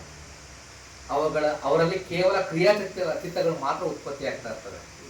ಓಕೆ, ಸೊ ಈ ಕರ್ಮಗಳೇ ನಮ್ಮ ಜೀವನವನ್ನ ನಿರ್ಧಾರ ಮಾಡೋದಿಲ್ಲ, ಕಂಪ್ಲೀಟ್ ನಮ್ಮ ಜೀವನವನ್ನ ನಿರ್ಧಾರ ಮಾಡೋದಿಲ್ಲ. ಈ ವೇದನೆಗಳೇ ನಮ್ಮ ಜೀವನವನ್ನ ಕಂಪ್ಲೀಟ್ ಆಗಿ ನಿರ್ಧಾರ ಮಾಡೋದಿಲ್ಲ. ಓಕೆ, ಅವುಗಳ ಇಂಪ್ಯಾಕ್ಟ್ ಇದೆ, ಖಂಡಿತವಾಗ್ಲೂ ಅವುಗಳ ಇಂಪ್ಯಾಕ್ಟ್ ಇದೆ. ಆದರೆ ನಮ್ಮ ಜೀವನವನ್ನ ಕಂಪ್ಲೀಟ್ ಆಗಿ ನಾನು ಈ ಕರ್ಮದಿಂದ ಇದೆ ಅಂತ ಅಂದ್ಬಿಟ್ಟು ಇಂಥದ್ದು ಮಾಡಿದ್ಯಾ, ಇಂಥ ಶಿಕ್ಷೆ ನೀನು ಗ್ಯಾರಂಟಿ ಅಂತಕ್ಕಂಥದ್ದನ್ನ ಎಕ್ಸಾಕ್ಟ್ ಆಗಿ ನಾವು ಕೇಳಬೇಕಾಗಲ್ಲ. 5 ಕರ್ಮಗಳನ್ನ ಬಿಟ್ಟು ತಾಯಿಯನ್ನ ಕೊಲ್ಲೋದು, ತಂದೆಯನ್ನ ಕೊಲ್ಲೋದು, ಬುದ್ಧರನ್ನ ಕೊಲ್ಲಲಿಕ್ಕೆ ಪ್ರಯತ್ನ ಮಾಡ್ತಕ್ಕಂಥದ್ದು, ಸಂಘಭೇದವನ್ನ ಮಾಡ್ತಕ್ಕಂಥದ್ದು, ಅರ್ಹತರನ್ನ ಕೊಲ್ಲೋದು, ಈ 5 ಬಿಟ್ಟು ಬೇರೆ ಎಲ್ಲಾ ಕರ್ಮಗಳನ್ನ ಬದಲಾಯಿಸ್ತಕ್ಕಂತಹ ಶಕ್ತಿ ನಮ್ಮಲ್ಲಿದೆ. ಈಗ ಒಂದು ಏನೋ ಮಾಡಿದ್ದೀರಾ ನೀವು, ಅದಾಗ್ಬಿಟ್ಟಿದೆ, ಅದ್ರದ್ದು ಮುಗೀತು ನನ್ನ ಜೀವನ ಅಂತ ಅಂದ್ಬಿಟ್ಟು ಇರ್ತಕ್ಕಂಥದ್ದಲ್ಲ. ಓಕೆ, ಅದನ್ನ ಬದಲಾವಣೆಯನ್ನ ಮಾಡ್ಲಿಕ್ಕೆ ನಿಮಗೆ ಅವಕಾಶ ಇದೆ. ಅದು ಹೇಗೆ ಅಂದ್ರೆ ಲೋನ ಸೂತ್ರದಲ್ಲಿ ಭಗವಂತರು ಹೇಳ್ತಾರೆ, ಒಂದು ಲೋಟ ನೀರನ್ನು ತಗೊಳ್ಕೊಳ್ಳಿ, ಅದಕ್ಕೆ ಸ್ವಲ್ಪ ಸಾಲ್ಟ್ ಹಾಕಿ, ಏನಾಗುತ್ತೆ ಅದು ಉಪ್ಪಾಗುತ್ತೆ. ಅದೇ ಉಪ್ಪನ್ನ ಅಷ್ಟೇ ಸಾಲ್ಟ್ನ ಒಂದು ಗಂಗಾ ನದಿಗೆ ಹಾಕಿ ಉಪ್ಪಾಗುತ್ತಾ? ನಮ್ಮ ಕುಶಲಗಳನ್ನ ಜಾಸ್ತಿ ಮಾಡಿದ್ರೆ, ನಾವು ಕುಶಲಗಳು ಜಾಸ್ತಿ ಇದ್ದಾಗ ಕೆಲವೊಂದು ತಪ್ಪುಗಳಾದ್ರೆ ಅದು ಅದರ ಫಲ ಮ್ಯೂಟ್ ಆಗುತ್ತೆ. ಓಕೆ, ಆದ್ರೆ ಅಕುಶಲಗಳು ಜಾಸ್ತಿ ಇದ್ದಾಗ ನಾವು ಅಕುಶಲಗಳನ್ನ ಮಾಡಿದ್ರೆ ಅದರ ಒಂದು ಫಲ ಇದೆಯಲ್ಲ ಅದು ಎದ್ದಕ್ಕಾಗುತ್ತೆ. ಗೊತ್ತಾಯ್ತಲ್ವಾ? ಸೊ ನಮ್ಮ ಕಮ್ಮ ನಮ್ಮ ಎಲ್ಲವನ್ನು ಕೂಡ ನಿರ್ಧಾರ ಮಾಡೋದಿಲ್ಲ, ಅದನ್ನ ಬದಲಾವಣೆ ಮಾಡ್ತಕ್ಕಂತಹ ಒಂದು ಶಕ್ತಿ ನಮ್ಮಲ್ಲಿದೆ. ನಮ್ಮ ಮನಸ್ಸನ್ನ ಬೆಳೆಸೋದ್ರ ಮೂಲಕ ನಾವು ಬದಲಾವಣೆಯನ್ನ ಮಾಡಬಹುದು. ಹಾಗಾಗಿನೇ ನಾವೆಲ್ಲರೂ ಕೂಡ ಅರ್ಹಂತರಾಗ್ಬೋದು ಅಥವಾ ಮೋದಿ ಎಡೆಗೆ ಹೋಗ್ಲಿಕ್ಕೆ ಸಾಧ್ಯ. ಓಕೆ, ಇಲ್ಲ ಅಂದ್ರೆ ನಾವು ಸಾಧನೆ ಮಾಡೋ ಅಗತ್ಯನೇ ಇಲ್ಲ. ಎಲ್ಲವೂ ಕೂಡ ಕಮ್ಮಗಳಿಂದ ನಿರ್ಧಾರ ಆಗುತ್ತೆ ಅಂದ್ರೆ ನಾವು ಸಾಧನೆ ಮಾಡ್ತಕ್ಕಂಥ ಅಗತ್ಯನೇ ಇಲ್ಲ ಅಲ್ವಾ? ಓಕೆ, ಗೊತ್ತಾಯ್ತಲ್ವಾ? ಅದು ಮತ್ತೆ ಇನ್ನೊಂದು ಕೇಳ್ತಾರೆ, ಚಿತ್ತ ವಿಮುಕ್ತಿಯ ಸಿದ್ಧಿಯನ್ನು ನಾವು ಯಾವ ತರ ಪಡ್ಕೋಬೇಕು, ಎಷ್ಟು ಬಗೆಯಲ್ಲಿ ನಾವು ಸಾಧನೆ ಮಾಡ್ಕೋಬಹುದು ಅಂತ ಕೇಳ್ತಾರೆ. ಚಿತ್ತ ವಿಮುಕ್ತಿಯನ್ನ ಅಂದ್ರೆ ಮನಸ್ಸನ್ನ ಶುದ್ಧೀಕರಣವನ್ನ ನಾವು ಎಷ್ಟು ಬಗೆಯಲ್ಲಿ ನಾವು ಪಡ್ಕೋಬಹುದು ಅಂತ 4 ಬಗೆಯಲ್ಲಿ ನಾವು ಪಡ್ಕೋಬಹುದು ಅಂತ ಅಂದ್ಬಿಟ್ಟು ಸಾರಿಪುಟ್ಟ ಪದ್ಧತಿಗಳು ಹೇಳ್ತಾರೆ. ಮೊದಲನೇದು, ಒಬ್ಬ ಬಿಕ್ಕು ಸುಖವನ್ನು ಬಿಟ್ಟವನಾಗಿ ಕಂಪ್ಲೀಟ್ ಸುಖವನ್ನ ತ್ಯಾಗವನ್ನು ಮಾಡಿ, ದುಃಖವನ್ನು ಕೂಡ ತ್ಯಾಗವನ್ನು ಮಾಡಿ, ಹಿಂದಿನ ಎಲ್ಲ ಮಾನಸಿಕ ಸುಖ ದುಃಖಗಳನ್ನ ಕಂಪ್ಲೀಟ್ ಆಗಿ ಶಮನ ಮಾಡಿ, ಮತ್ತೆ ದುಃಖವೂ ಅಲ್ಲದ ಸುಖವೂ ಅಲ್ಲದ ಉಪೇಕ್ಷಾ ಭಾವದಿಂದ ಯಾವಾಗ ಸಮಾಧಿಯನ್ನು ನಾವು ಎತ್ತಾಗ್ತಾನೋ ಆಗ ಅವನು ಚಿತ್ತ ವಿಮುಕ್ತಿಯನ್ನು ಪಡ್ಕೊಳ್ಳಿಕ್ಕೆ ಎಲಿಜಿಬಿಲಿಟಿಯನ್ನು ಪಡ್ಕೊಳ್ತಾನೆ ಅಂತ ಅಂದ್ಬಿಟ್ಟು ಸಾರಿಪುಟ್ಟ ಹೇಳ್ತಾರೆ. ಹೌದಲ್ವಾ? ಇದರ್ಥ ಆಯ್ತು, ಸಿಂಪಲ್ ಆಗಿದೆ. ಸುಖವನ್ನು ಬಿಡಬೇಕು, ದುಃಖವನ್ನು ಬಿಡಬೇಕು, ಯಾಕಂದ್ರೆ ಅವೆರಡರಿಂದ ಹೋಗ್ಬಾರ್ದು. ಹಿಂದೆ ಮಾಡಿರ್ತಕ್ಕಂತಹ ಸುಖಗಳಲ್ಲಿ ದುಃಖಗಳಲ್ಲಿ ನಾವು ಅದನ್ನೇ ಇನ್ನೂ ಕೂಡ ರಿಕಾಲ್ ಮಾಡ್ಕೊಂಡು ಅದನ್ನ ಏನು ಅದರಲ್ಲೇ ಅಂಟ್ಕೋಬಾರ್ದು. ಹಾಗೆ ಸುಖವೂ ಅಲ್ಲದ ದುಃಖವೂ ಅಲ್ಲದ ಉಪೇಕ್ಷ ಭಾವನೆಯನ್ನು ನಾವು ಹೆಚ್ಚು ಮಾಡ್ತಾ ಬೇಕು ಅಂತಂದ್ರೆ ನಮ್ಮ ಚಿತ್ತ ವಿಮುಕ್ತಿ, ಚಿತ್ತವು ಮುಕ್ತಿಯರಿಗೆ ಹೋಗುತ್ತೆ. ಈ ಚಿತ್ತ ವಿಮುಕ್ತಿಗೆ ಕಾರಣಗಳೇನು? ವಿಮುಕ್ತಿಯನ್ನು ಪಡ್ಕೊಳ್ಳೋದಕ್ಕೆ ಕಾರಣಗಳೇನು? 2 ರೀತಿಯ ಕಾರಣಗಳನ್ನ ಉಲ್ಲೇಖ ಮಾಡ್ತಾರೆ. ಒಂದು, ನಿಮಿತ್ತಗಳಿಗೆ ಲಕ್ಷ್ಯ ಕೊಡದೇ ಇರ್ತಕ್ಕಂಥದ್ದು. ಈಗ ನೀವು ಧ್ಯಾನ ಮಾಡ್ಬೇಕಾದ್ರೆ ಕೆಲವೊಮ್ಮೆ ಧ್ಯಾನಗಳು ಏನಾಗ್ಬೇಕಾದ್ರೆ ನಿಮಿತ್ತಗಳು ಬರ್ತವೆ. ಬೆಳಕಿನ ರೂಪದಲ್ಲಿ ಬರ್ಬೋದು, ನಕ್ಷತ್ರಗಳ ರೂಪದಲ್ಲಿ ಬರ್ಬೋದು, ಅಥವಾ ಯಾವ್ದಾದ್ರು ಒಂದು ಆಕಾರಗಳಲ್ಲಿ ರೂಪಗಳಲ್ಲಿ ಬರ್ಬೋದು. ಅವುಗಳಿಗೂ ಕೂಡ ಅಂಟ್ಕೋಬಾರ್ದು. ಓಕೆ, ಅವುಗಳ ಮೇಲೆ ಲಕ್ಷ್ಯ ಕೊಡಬಾರ್ದು ನಾವು. ಅದು ಬರುತ್ತೆ ಹೋಗುತ್ತದು. ಓಕೆ, ನಮ್ಮ ಏಕಾಗ್ರತೆಯನ್ನು ನಾವು ಇಂಪ್ರೂವ್ ಮಾಡ್ತಾ ಹೋಗ್ಬೇಕು. ಯಾವಾಗ ನಾವು ನಿಮಿತ್ತಗಳಿಗೆ ಲಕ್ಷ್ಯ ಕೊಡದೆ ಹೋಗ್ತೀವೋ ಆಗ ನಮ್ಮ ಚಿತ್ತ ವಿಮುಕ್ತಿ ಸಾಧ್ಯ. ಅದು ಮೊದಲನೇ ಕಾರಣ. ಸಂಕೇತ ರಹಿತ ಮೂಲ ತತ್ವಗಳಿಗೆ ಲಕ್ಷ್ಯ ಕೊಡಬಹುದು. ನಾವು ಯಾವುದೇ ರೀತಿಯ ಆಕಾರ ಇಲ್ಲದೆ ಇರ್ತಕ್ಕಂತಹ ಒಂದು ಆಬ್ಜೆಕ್ಟ್ನೇ ಇಟ್ಕೊಂಡು, ನಾವು ಆಕಾಶ ಅಂತ ನಾವು ಹೇಳಿದ್ವಲ್ಲ, ಆಕಾಶನೇ ನಾವು ಆಬ್ಜೆಕ್ಟ್ ಆಗಿ ಇಟ್ಕೊಂಡು ನಾವು ಧ್ಯಾನವನ್ನು ಮಾಡ್ತಾ ಮಾಡ್ತಾ ಮಾಡ್ತಾ ಶೂನ್ಯ ಸ್ಥಿತಿಯನ್ನು ತಲುಪ್ತೀವಿ. ಅದಕ್ಕೂ ಅಂಟ್ಕೋಬಾರ್ದು ಅಂತ ಹೇಳ್ತಾರೆ. ಅದಕ್ಕೂ ಅಂಟುಕೊಳ್ಳದಂಗೆ ನಾವು ಧ್ಯಾನವನ್ನು ಮಾಡಿದ್ರೆ ಮಾತ್ರ ನಮ್ಮ ಚಿತ್ತ ವಿಮುಕ್ತಿ ಸಾಧ್ಯ. ಸಂಕೇತರಹಿತ ಮತ್ತು ನಿಮಿತ್ತಗಳಿಗೆ ಲಕ್ಷ್ಯ ಕೊಡದೇ ಇರತಕ್ಕಂಥದ್ದು ನಮ್ಮ ಚಿತ್ತ ವಿಮುಕ್ತಿಗೆ ಕಾರಣ ಆಗ್ತದೆ. ಹಾಗಾಗಿ ಈ ಚಿತ್ತ ವಿಮುಕ್ತಿಯ ಸ್ಥಿತಿಯನ್ನು ನಾವು ಉಳಿಸ್ಕೊಳ್ಳಲಿಕ್ಕೆ ಏನು ಮಾಡಬೇಕು? ಕಾರಣ ಕೊಟ್ಟಿದ್ದಾರೆ. ಉಳಿಸ್ಕೋಬೇಕು ಅಂತಂದ್ರೆ ನಾವು ಒಂದು ಟೈಮ್ ಫ್ರೇಮ್, ಈ ಸಮಾಧಿ ಸ್ಥಿತಿಯಿಂದ ಹೊರಗೆ ಬಂದರು ಅಂತ ಎಷ್ಟೊಂದು ಸಲ ನಾವು ಹೇಳ್ತಾ ಇರ್ತೀವಿ. ಸಾರಿಪುಟ್ಟ ಬಂದಿದ್ದು ಸಮಾಧಿ ಸ್ಥಿತಿಯಿಂದ ಹೊರಗೆ ಬಂದು ಪುಣ್ಯದ ಹತ್ರ ಬರ್ತಾರೆ. ಅವನು ಪುಣ್ಯ ದಾನ ಮಾಡಿದ ನಂತರ ನಿರೋಧ ಸಮಪತ್ತಿಯಿಂದ ಹೊರಗೆ ಬಂದಾಗ, ಯಾರು ಅರಂತರು ನಿರೋಧ ಸಮಪತ್ತಿಯಿಂದ ಹೊರಗೆ ಬಂದಾಗ ಫಸ್ಟ್ ದಾನ ಕೊಡ್ತಾರಲ್ಲ, ಅದಕ್ಕೆ ಫಲ ಇಮಿಡಿಯೇಟ್ ಆಗಿ ಸಿಗ್ತದೆ. ಓಕೆ, ಅರ್ಹಂತ ವಂತೇಜಿಗಳು ನಿರೋಧ ಸಮಪತ್ತಿಯಿಂದ ಅಂದರೆ ಈ ಧ್ಯಾನದಿಂದ ಹೊರಗೆ ಬಂದಾಗ ಅವರಿಗೆ ದಾನ ಮಾಡಿದ್ರೆ ಇಮಿಡಿಯೇಟ್ ಆಗಿ ಸಿಗ್ತದೆ.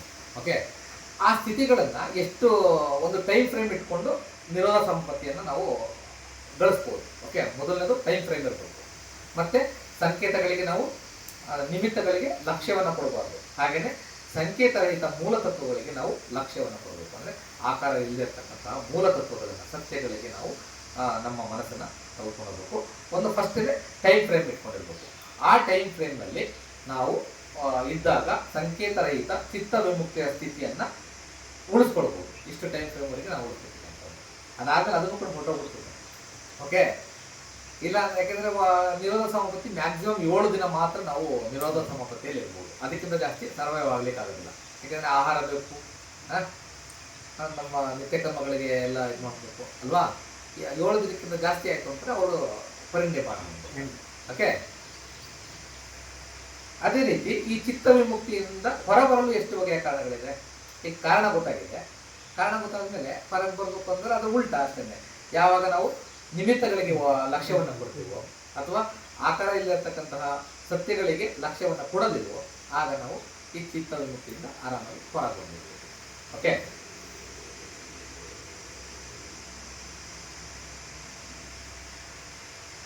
ಮತ್ತೆ ಇನ್ನೊಂದಿದೆ, ತುಂಬಾ ಡೀಪ್ ಇದೆ ಇದು. ತುಂಬಾ ಡೀಪ್ ಇದೆ, ತುಂಬಾ ಡೀಪ್ ಇದೆ. ಹಾಗಾದ್ರೆ ಅಳತೆಗೆ ನಿಲುಕದ ಅಸಾಧ್ಯವಾದಂತಹ ಮನಸ್ಸಿನ ವಿಮುಕ್ತಿ ಸ್ಥಿತಿ, ಏನೂ ಇಲ್ಲ ಎಂಬಂತಹ ಮನಸ್ಸಿನ ವಿಮುಕ್ತಿ ಸ್ಥಿತಿ, ಶೂನ್ಯವಾದಂತಹ ಮನಸ್ಸಿನ ವಿಮುಕ್ತಿ ಸ್ಥಿತಿ, ಸಂಕೇತರಹಿತ ಹಿತವಾದಂತಹ ಮನಸ್ಸಿನ ವಿಮುಕ್ತ ಸ್ಥಿತಿ. ಈ ಸ್ಥಿತಿಗಳೆಲ್ಲವೂ ಬೇರೆ ಬೇರೆ ಅರ್ಥವುಳ್ಳವು. ಹಾಗೆಯೇ ಬೇರೆ ಬೇರೆ ರೀತಿಯ ಪದಗಳಲ್ಲಿ ತಿಳಿಸಲ್ಪಟ್ಟಿವೆ. ಅವುಗಳೆಲ್ಲದರ ಅರ್ಥವು ಒಂದೇ ಆಗಿದ್ದು ಇವು ವಿವರಿಸುವ ಪದಗಳು ಬೇರೆ ರೀತಿ ಇವೆಯೋ ಅಥವಾ ಅವು ನಿಜವಾಗಿಯೂ ಬೇರೆ ಬೇರೆ ಆಗಿವೆ. 4 ಸ್ಟೇಜ್ಗಳು ಇದೆ ಈಗ. ನಾವು ಮೊದಲನೇದು ಯಾವುದು? ಅಸಾಧ್ಯವಾದಂತಹ ಮನಸ್ಸಿನ ವಿಮುಕ್ತ ಸ್ಥಿತಿ, ಅದನ್ನ ಫಸ್ಟ್ ಇದರಲ್ಲಿ ಹೇಳ್ಬಿಡ್ತೀನಿ. ಚೇತೋ ವಿಮುಕ್ತಿ ಮೊದಲನೇದು. ಎರಡನೇದು ಅಕಿಂಚಾಯನ ಚೇತೋ ವಿಮುಕ್ತಿ. ಮೂರನೇದು ಸುಚನ್ಯ ಚೇತೋ ವಿಮುಕ್ತಿ. ನಾಲ್ಕನೇದು ಅನಿಮಿತ್ತ ಚೇತೋ ವಿಮುಕ್ತಿ. ಅಂತಂದ್ರೆ ಮೊದಲನೇದು ಅಸಾಧ್ಯವಾದಂತಹ ಮಾನಸಿಕ ವಿಮುಕ್ತಿ, ಮನಸ್ಸಿನ ವಿಮುಕ್ತಿಯ ಸ್ಥಿತಿ. ಎರಡನೇದು ಏನು ಇಲ್ಲ ಅಂತಕ್ಕಂತಹ ಮನಸ್ಸಿನ ಚಿತ್ತದ ವಿಮುಕ್ತಿಯ ಸ್ಥಿತಿ. ಮೂರನೇದು ಶೂನ್ಯವಾದಂತಹ ಮನಸ್ಸಿನ ವಿಮುಕ್ತಿಯ ಸ್ಥಿತಿ. ನಾಲ್ಕನೇದು ಸಂಕೇತರಹಿತವಾದಂತಹ ಮನಸ್ಸಿನ ವಿಮುಕ್ತಿಯ ಸ್ಥಿತಿ. 4 ಸ್ಟೇಟ್ ಬರ್ತವೆ. ಇವುಗಳೆಲ್ಲವೂ ಕೂಡ ಒಂದೇ ರೀತಿಯ ಬೇರೆ ಬೇರೆ ಪದಗಳಲ್ಲಿ ವಿವರಿಸಲ್ಪಟ್ಟು ಒಂದೇ ಅರ್ಥವನ್ನು ಕೊಡ್ತವೋ ಅಥವಾ ಒಂದೇ ರೀತಿಯಲ್ಲಿ ವಿವರಿಸಲ್ಪಟ್ಟು ಬೇರೆ ಬೇರೆ ಅರ್ಥವನ್ನು ಕೊಡ್ತವೋ ಅಂತ ಅಂದ್ಬಿಟ್ಟು 2 ಬಗೆಯಲ್ಲಿ ಕ್ವಶನ್ ಕೇಳ್ತೇವೆ. ಆಗ ಸಾರಿಪುತ್ತ ಬರ್ತಿದ್ದೀವಿ ಹೇಳ್ತಾರೆ, ಇವನ್ನ ಒಂದು ದೃಷ್ಟಿಯಲ್ಲಿ ನೋಡಿದ್ರೆ ಇವೆಲ್ಲವೂ ಕೂಡ ಒಂದೇ. ಓಕೆ, ಇವೆಲ್ಲವೂ ಕೂಡ ಒಂದೇ, ಅವು ನಮ್ಮನ್ನ ನಿರ್ಮಾಣಕ್ಕೆ ತೆಗೆದುಕೊಂಡಂತಕ್ಕಂಥವು. ಆದರೆ ಇನ್ನೊಂದು ದೃಷ್ಟಿಯಲ್ಲಿ ನೋಡಿದ್ರೆ ಇವು ಅಷ್ಟು ಕೂಡ ಬೇರೆ ಬೇರೆ ಸ್ಥಿತಿಗಳೇ. ಆದರೆ ಗುರಿ ಮಾತ್ರ ಒಂದೇ ಅಂತ. ಓಕೆ, ಅಂದ್ರೆ ಪದಗಳು ಬೇರೆ, ಗುರಿ ಒಂದೇ. ಮತ್ತೆ ಇನ್ನೊಂದು ದೃಷ್ಟಿಯಲ್ಲಿ ಅರ್ಥ ಒಂದೇ, ಮತ್ತೆ ಗುರಿ ಒಂದೇ. ಗೊತ್ತಾಯ್ತಾ? ಹಾಗಾದ್ರೆ ಇವು 2 ಕಾಂಟ್ರಾಡಿಕ್ಟ್ ಆಗಿ ಹೇಳ್ತಾ ಇದಿರಲ್ಲ, ಇದನ್ನ ಸ್ವಲ್ಪ ವಿವರವಾಗಿ ಹೇಳಿ ಅಂತ ಮತ್ತೆ ಕೇಳ್ತಾರೆ. ಯಾವ ರೀತಿ ನೋಡಿದರೆ ಇವು ಸ್ಥಿತಿಗಳು ಬೇರೆ ಬೇರೆ ಅರ್ಥವುಳ್ಳವಾಗಿದ್ದಾವೆ, ಅದೇ ರೀತಿ ಬೇರೆ ಬೇರೆ ಪದಗಳಿಂದ ತಿಳಿಸಲ್ಪಟ್ಟಿವೆ ಅಂತಕ್ಕಂಥದ್ದನ್ನ ಒಂದು ಉಪಮೆ ಮೂಲಕ ಹೇಳಿ ಅಂತ ಕೇಳ್ತಾರೆ. ಆಗ ಸಾರಿಪುತ್ತ ಬರ್ತಿದ್ದಾರೆ, ಇಲ್ಲಿ ನಮ್ಮಲ್ಲಿ ದಿಕ್ಕುಗಳಿವೆ: ಪೂರ್ವ, ಪಶ್ಚಿಮ, ದಕ್ಷಿಣ, ಉತ್ತರ, ಕೆಳಗೆ, ಮತ್ತೆ ಆಕಾಶ, ಮೇಲೆ. ಇಲ್ಲಿ ಒಬ್ಬ ಸಾಧನೆ ಮಾಡ್ತಕ್ಕಂತಹ ಒಬ್ಬ ವ್ಯಕ್ತಿ ಅಥವಾ ಬಿಕ್ಕು ಮೊದಲನೇ ದಿಕ್ಕು, ಎರಡನೇ ದಿಕ್ಕು, ಮೂರನೇ ದಿಕ್ಕು, ನಾಲ್ಕನೇ ದಿಕ್ಕು, ಐದನೇ ದಿಕ್ಕು, ಆರನೇ ದಿಕ್ಕು ಎಲ್ಲಾ ಕಡೆಗೂ ಕೂಡ ಸಂಪೂರ್ಣವಾಗಿ ಎಲ್ಲಾ ಲೋಕವನ್ನು ವಿಪುಲವಾದ, ತುಂಬಿ ತುಳುಕುವ, ಅಳತೆಗೆ ನಿಲುಕದ, ವೈರವನ್ನು ತೊರೆದ, ಹಗೆತನವಿಲ್ಲದ, ಮೈತ್ರಿಯಿಂದ ಕೂಡಿದ ಮನಸ್ಸನ್ನು ಎಲ್ಲಾ ಕಡೆ ಹರಡಿ ನೆಲೆಗೊಳ್ಳುತ್ತಾನೆ. ಅಂದ್ರೆ ತುಂಬಾ ಮೈತ್ರಿಯಿಂದ, ಕರುಣೆಯಿಂದ, ಮುದಿತದಿಂದ ಮನಸ್ಸನ್ನು ತುಂಬಾ ಪ್ರಶಾಂತವಾಗಿ ಇಟ್ಕೊಂಡು ಎಲ್ಲಾ ದಿಕ್ಕೂ ಕೂಡ ಸಮಚಿತ್ತತೆಯಿಂದ ಮೈತ್ರಿಯನ್ನು ಹರಡ್ತಾನೆ ಅಂತ ಇಟ್ಕೊಳ್ಳಿ. ದಿಕ್ಕುಗಳು ಬೇರೆ ಬೇರೆ ಇದೆ, ಆದ್ರೆ ಅವನ ಸಾಧನೆ ಮಾಡ್ತಾ ಇರ್ತಕ್ಕಂತಹ ಆಬ್ಜೆಕ್ಟ್ ಇದೆಯಲ್ಲ, ಮೈತ್ರಿ, ಕರುಣೆ, ಮೈತ್ರಿ, ಮುದಿತ, ಇವೆಲ್ಲವೂ ಕೂಡ ಒಂದೇ ಇದಿದೆ. ಅದರಲ್ಲಿ ಹಗೆತನ ಇಲ್ಲ, ಸಮಚಿತ್ತತೆ ಇದೆ, ದ್ವೇಷ, ಅಸೂಯೆ ಯಾವುದೂ ಇಲ್ಲ. ಓಕೆ, ಆದ್ರೆ ಗುರಿ ಮಾತ್ರ ಒಂದೇ ಇದೆ. ಬಟ್ ದಿಕ್ಕುಗಳು ಬೇರೆ ಇದೆ. ಅದೇ ತರ ಇಲ್ಲಿ ವರ್ಡ್ಸ್ ಬೇರೆ ಬೇರೆ ಇದೆ, ಬಟ್ ಗುರಿ ಒಂದೇ ಇದೆ. ಹಾಗೇನೆ ಇಂತಹ ಮನಸ್ಥಿತಿನಲ್ಲಿ ಮನಸ್ಸಿನ ಏನೂ ಇಲ್ಲ ಎಂಬಂತಹ ಮನಸ್ಸಿನ ವಿಮುಕ್ತ ಸ್ಥಿತಿ ಅಂತ ಅಂದ್ರೆ ಏನು ಅಂತ ಹೇಳ್ತಾರೆ. ಏನೂ ಇಲ್ಲ ಅನ್ನೋದನ್ನ ಆಗ್ಲೇ ನಾನು ಹೇಳಿದೆ, ಶೂನ್ಯದಲ್ಲಿ ನಾನು, ನನ್ನದು ಅಂತಕ್ಕಂಥದ್ದು ಇಲ್ಲ ಅಂತಕ್ಕಂಥದ್ದು ನಮ್ಮ ಅರಿವಿಗೆ ಬರ್ತಕ್ಕಂಥದ್ದು ಏನೂ ಇಲ್ಲ ಅಂತ ಸ್ಥಿತಿ. ಓಕೆ, ಅದೇ ರೀತಿ ಮಾನಸಿಕ ಶೂನ್ಯ, ಸಂಕೇತರಹಿತ ಮಾನಸಿಕ ಸ್ಥಿತಿನೂ ಆವಾಗಲೇ ಹೇಳಿದೆ. ಸಂಕೇತರಹಿತ ಮಾನಸಿಕ ಸ್ಥಿತಿ ಅಂತಂದ್ರೆ ಅದರಲ್ಲಿ ಯಾವುದೇ ಆಕಾರಗಳು ಆಬ್ಜೆಕ್ಟ್ ಆಗಿರೋದಿಲ್ಲ. ಓಕೆ, ಮನಸ್ಸಿನ ಚಿತ್ತಗಳೇ ಆಬ್ಜೆಕ್ಟ್ ಆಗಿರ್ತವೆ, ಆಕಾರಗಳಿಗೆ ಆಬ್ಜೆಕ್ಟ್ ಇರೋದಿಲ್ಲ. ಓಕೆ, ಬೇಸಿಕಲಿ ಇದು ಅರ್ಥ ಆಯ್ತಲ್ವಾ? 6 ದಿಕ್ಕು ಬೇರೆ ಬೇರೆ, ಇದು ಡೈರೆಕ್ಷನ್ಸ್ ಬೇರೆ ಬೇರೆ, ಆದರೆ ಅವನ ಗುರಿ ಏನಿದೆಯಲ್ಲ, ಸಾಧನೆಗೆ ಗುರಿ ಕರುಣೆಯಿಂದ ಕೂಡಿದ ಮನಸ್ಸು, ಮುದಿತದಿಂದ ಕೂಡಿದ ಮನಸ್ಸು, ಮೈತ್ರಿಯಿಂದ ಕೂಡಿದ ಮನಸ್ಸು, ಸಮಚಿತ್ತತೆಯಿಂದ ಕೂಡಿದ ಮನಸ್ಸು, ಗುರಿ ಒಂದೇ ಆಗಿರ್ತದೆ. ಓಕೆ, ಹಾಗೆ ಉಲ್ಟ ಕೇಳ್ತಾರೆ. ಮತ್ತೆ ಇನ್ನೊಂದು ಸ್ಥಿತಿಯಲ್ಲಿ ನೋಡಿದ್ರೆ ಎಲ್ಲಾ ಸ್ಥಿತಿಗಳು ಒಂದೇ ಅರ್ಥವನ್ನು ಹೊಂದಿರುವಂಥವು, ಆದರೆ ಬೇರೆ ಬೇರೆ ಪದಗಳಿಂದ ತಿಳಿಸಲ್ಪಟ್ಟಿವೆ ಅಂತ ನೀವು ಹೇಳಿದ್ರಿ, ಅದೇ ಹೇಗೆ ಅಂತ ಕೇಳ್ತಾರೆ. ಆಗ 3 ಇದನ್ನ ಹೇಳ್ತಾರೆ. ಯಾವುದು? ಲೋಭ, ದೋಷ, ಮೋಹ. ಇವು 3 ಬೇರೆ ಬೇರೆ ಪದಗಳು. ಇವುಗಳನ್ನು ನಾಶ ಮಾಡಿದಾಗ ಸಿಗ್ತಕ್ಕಂತಹ ಸ್ಥಿತಿ ಇದೆಯಲ್ಲ, ಏನದು? ಲೋಭವಿಲ್ಲದ, ದ್ವೇಷವಿಲ್ಲದ, ಮೋಹವಿಲ್ಲದ ಸ್ಥಿತಿ ಏನು? ನಿಬ್ಬಾಣ. ಗುರಿ ಒಂದೇ, ಆದ್ರೆ ವರ್ಡ್ಸ್ ಎಕ್ಸ್ಪ್ಲನೇಷನ್ ಬೇರೆ ಬೇರೆ ರೀತಿ ಇರ್ತದೆ. ಸೊ ಆಬ್ಜೆಕ್ಟ್ಸ್ ಬೇರೆ ಬೇರೆ ರೀತಿ ಇರ್ತದೆ. ಇದ್ರಲ್ಲೂ ಕೂಡ ಇದನ್ನ ಸಾಧನೆ ಮಾಡ್ಬೇಕು ಅಂದ್ರೆ, ಲೋಭವಿಲ್ಲದ, ದ್ವೇಷವಿಲ್ಲದ, ಮೋಹವಿಲ್ಲದ ಸ್ಥಿತಿಯನ್ನು ನಾವು ಸಾಧನೆ ಮಾಡ್ಬೇಕು ಅಂತಂದ್ರೆ ನಮ್ಮ ಮನಸ್ಸು ಏನಾಗಿರ್ಬೇಕು? ವಿಮುಕ್ತವಾಗಿರ್ಬೇಕು, ಕರುಣೆಯಿಂದ ಕೂಡಿರ್ಬೇಕು, ಮೃದುತೆಯಿಂದ ಕೂಡಿರ್ಬೇಕು, ಮೈತ್ರಿಯಿಂದ ಕೂಡಿರ್ಬೇಕು, ಸಮಚಿತ್ತತೆಯಿಂದ ಕೂಡಿರ್ಬೇಕು, ವ್ಯಾಮೋಹ ಇರಬಾರ್ದು, ಹಗೆತನ ಇರಬಾರ್ದು, ಭ್ರಮೆ ಇರಬಾರ್ದು. ಆಗ ಮಾತ್ರ ನಾವು ಲೋಭವಿಲ್ಲದ, ದ್ವೇಷವಿಲ್ಲದ, ಮೋಹವಿಲ್ಲದ, ಮೋಹ ಅಂದ್ರೆ ಅಜ್ಞಾನ, ಅಜ್ಞಾನವಿಲ್ಲದ ಒಂದು ಸ್ಥಿತಿ, ಅದ ನಿಬ್ಬಾಣವನ್ನ ಪಡೆದುಕೊಳ್ಳಿಕ್ಕೆ ಸಾಧ್ಯ ಅಂತ ಹೇಳ್ತಾರೆ. ನೀವು ಕೇಳಿದಾಗ ತೇಜವರು ತುಂಬಾ ಖುಷಿ ಆಗ್ತಾರೆ. ಮಹಾಕೋಟಿ ತೇಜವರು ತುಂಬಾ ಖುಷಿಯಾಗಿ ಅದನ್ನ ಅಪ್ರಿಶಿಯೇಟ್ ಮಾಡಿ, ಮತ್ತೆ ಅವರು ಭಗವದ್ ಬುದ್ಧ ಹತ್ರ ಹೋಗಿ ಇನ್ನೊಂದು ಸಲ ಈ ತರ ಚರ್ಚೆಯನ್ನ ನಾವು ಮಾಡಿದ್ವಿ, ಇದು ಸರಿ ಇದೆಯಾ ಮಂತ್ರಿಜಿ ಅಂತ ಕೇಳ್ತಾರೆ. ಆಗ ಭಗವದ್ ಬುದ್ಧರು ಅದನ್ನ ಅಪ್ರೂವ್ ಮಾಡ್ತಾರೆ. ಹೌದು, ನೀವು ತುಂಬಾ ಅದ್ಭುತವಾದ ವಿಚಾರವನ್ನು ನೀವು ಚರ್ಚೆ ಮಾಡಿದ್ದೀರಾ. ಈ ತರದ ಚರ್ಚೆ ನಮ್ಮನ್ನ ನಿರ್ಮಾಣಕ್ಕೆ, ಬೇರೆ ಬೆಕ್ಕುಗಳಿಗೆ ಸ್ಫೂರ್ತಿ ಆಗುತ್ತೆ, ನಿರ್ಮಾಣಕ್ಕೆ ಕೊಂಡೊಯ್ಯಲಿಕ್ಕೆ ಸ್ಫೂರ್ತಿ ಆಗುತ್ತೆ ಅಂತ ಹೇಳ್ಬಿಟ್ಟು ಭಗವದ್ ಬುದ್ಧರು ಹೇಳ್ತಾರೆ. ಇದು ಮಹಾವೇದದ ಸುತ್ತ, ಮಧ್ಯಮ ನಿಕಾಯದ 2ನೇ ಸಂಪುಟ 43ನೇ ಸುತ್ತ. ಒಂದ್ಸಲ ಓದಿ, ಯಾಕಂದ್ರೆ ತುಂಬಾ ಆಳವಾಗಿರೋ ಸಬ್ಜೆಕ್ಟ್. ಒಂದ್ಸಲ 2 ಸಲ ಅರ್ಥ ಆಗಲ್ಲ, ಮತ್ತೆ ಬೇಕಾದ್ರೆ ಡಿಸ್ಕಸ್ ಮಾಡೋಣ, ಗೊತ್ತಾಗಿಲ್ಲ ಅಂತಂದ್ರೆ ಮತ್ತೆ ಡಿಸ್ಕಸ್ ಮಾಡೋಣ ಬೇರೆ ಬೇರೆ ದೃಷ್ಟಿಕೋನಗಳಿಂದ. ಇಷ್ಟನ್ನು ಹೇಳ್ತಾ ಇವತ್ತಿನ ಧರ್ಮ ಬೋಧನವನ್ನು ನಾನು ಮುಕ್ತಾಯ ಮಾಡ್ತೇನೆ. ಯಾವುದು ಅನುಮಾನಗಳಿಗೆ ಭವತು ಸಬ್ಬ ಮಂಗಳಂ ರಕ್ಷಂತು ಸಬ್ಬ ದೇವತಾ ಸಬ್ಬ ಬುದ್ಧಾನುಭಾವೇನ ಸಬ್ಬ ಧಮ್ಮಾನುಭಾವೇನ ಸಬ್ಬ ಸಂಘಾನುಭಾವೇನ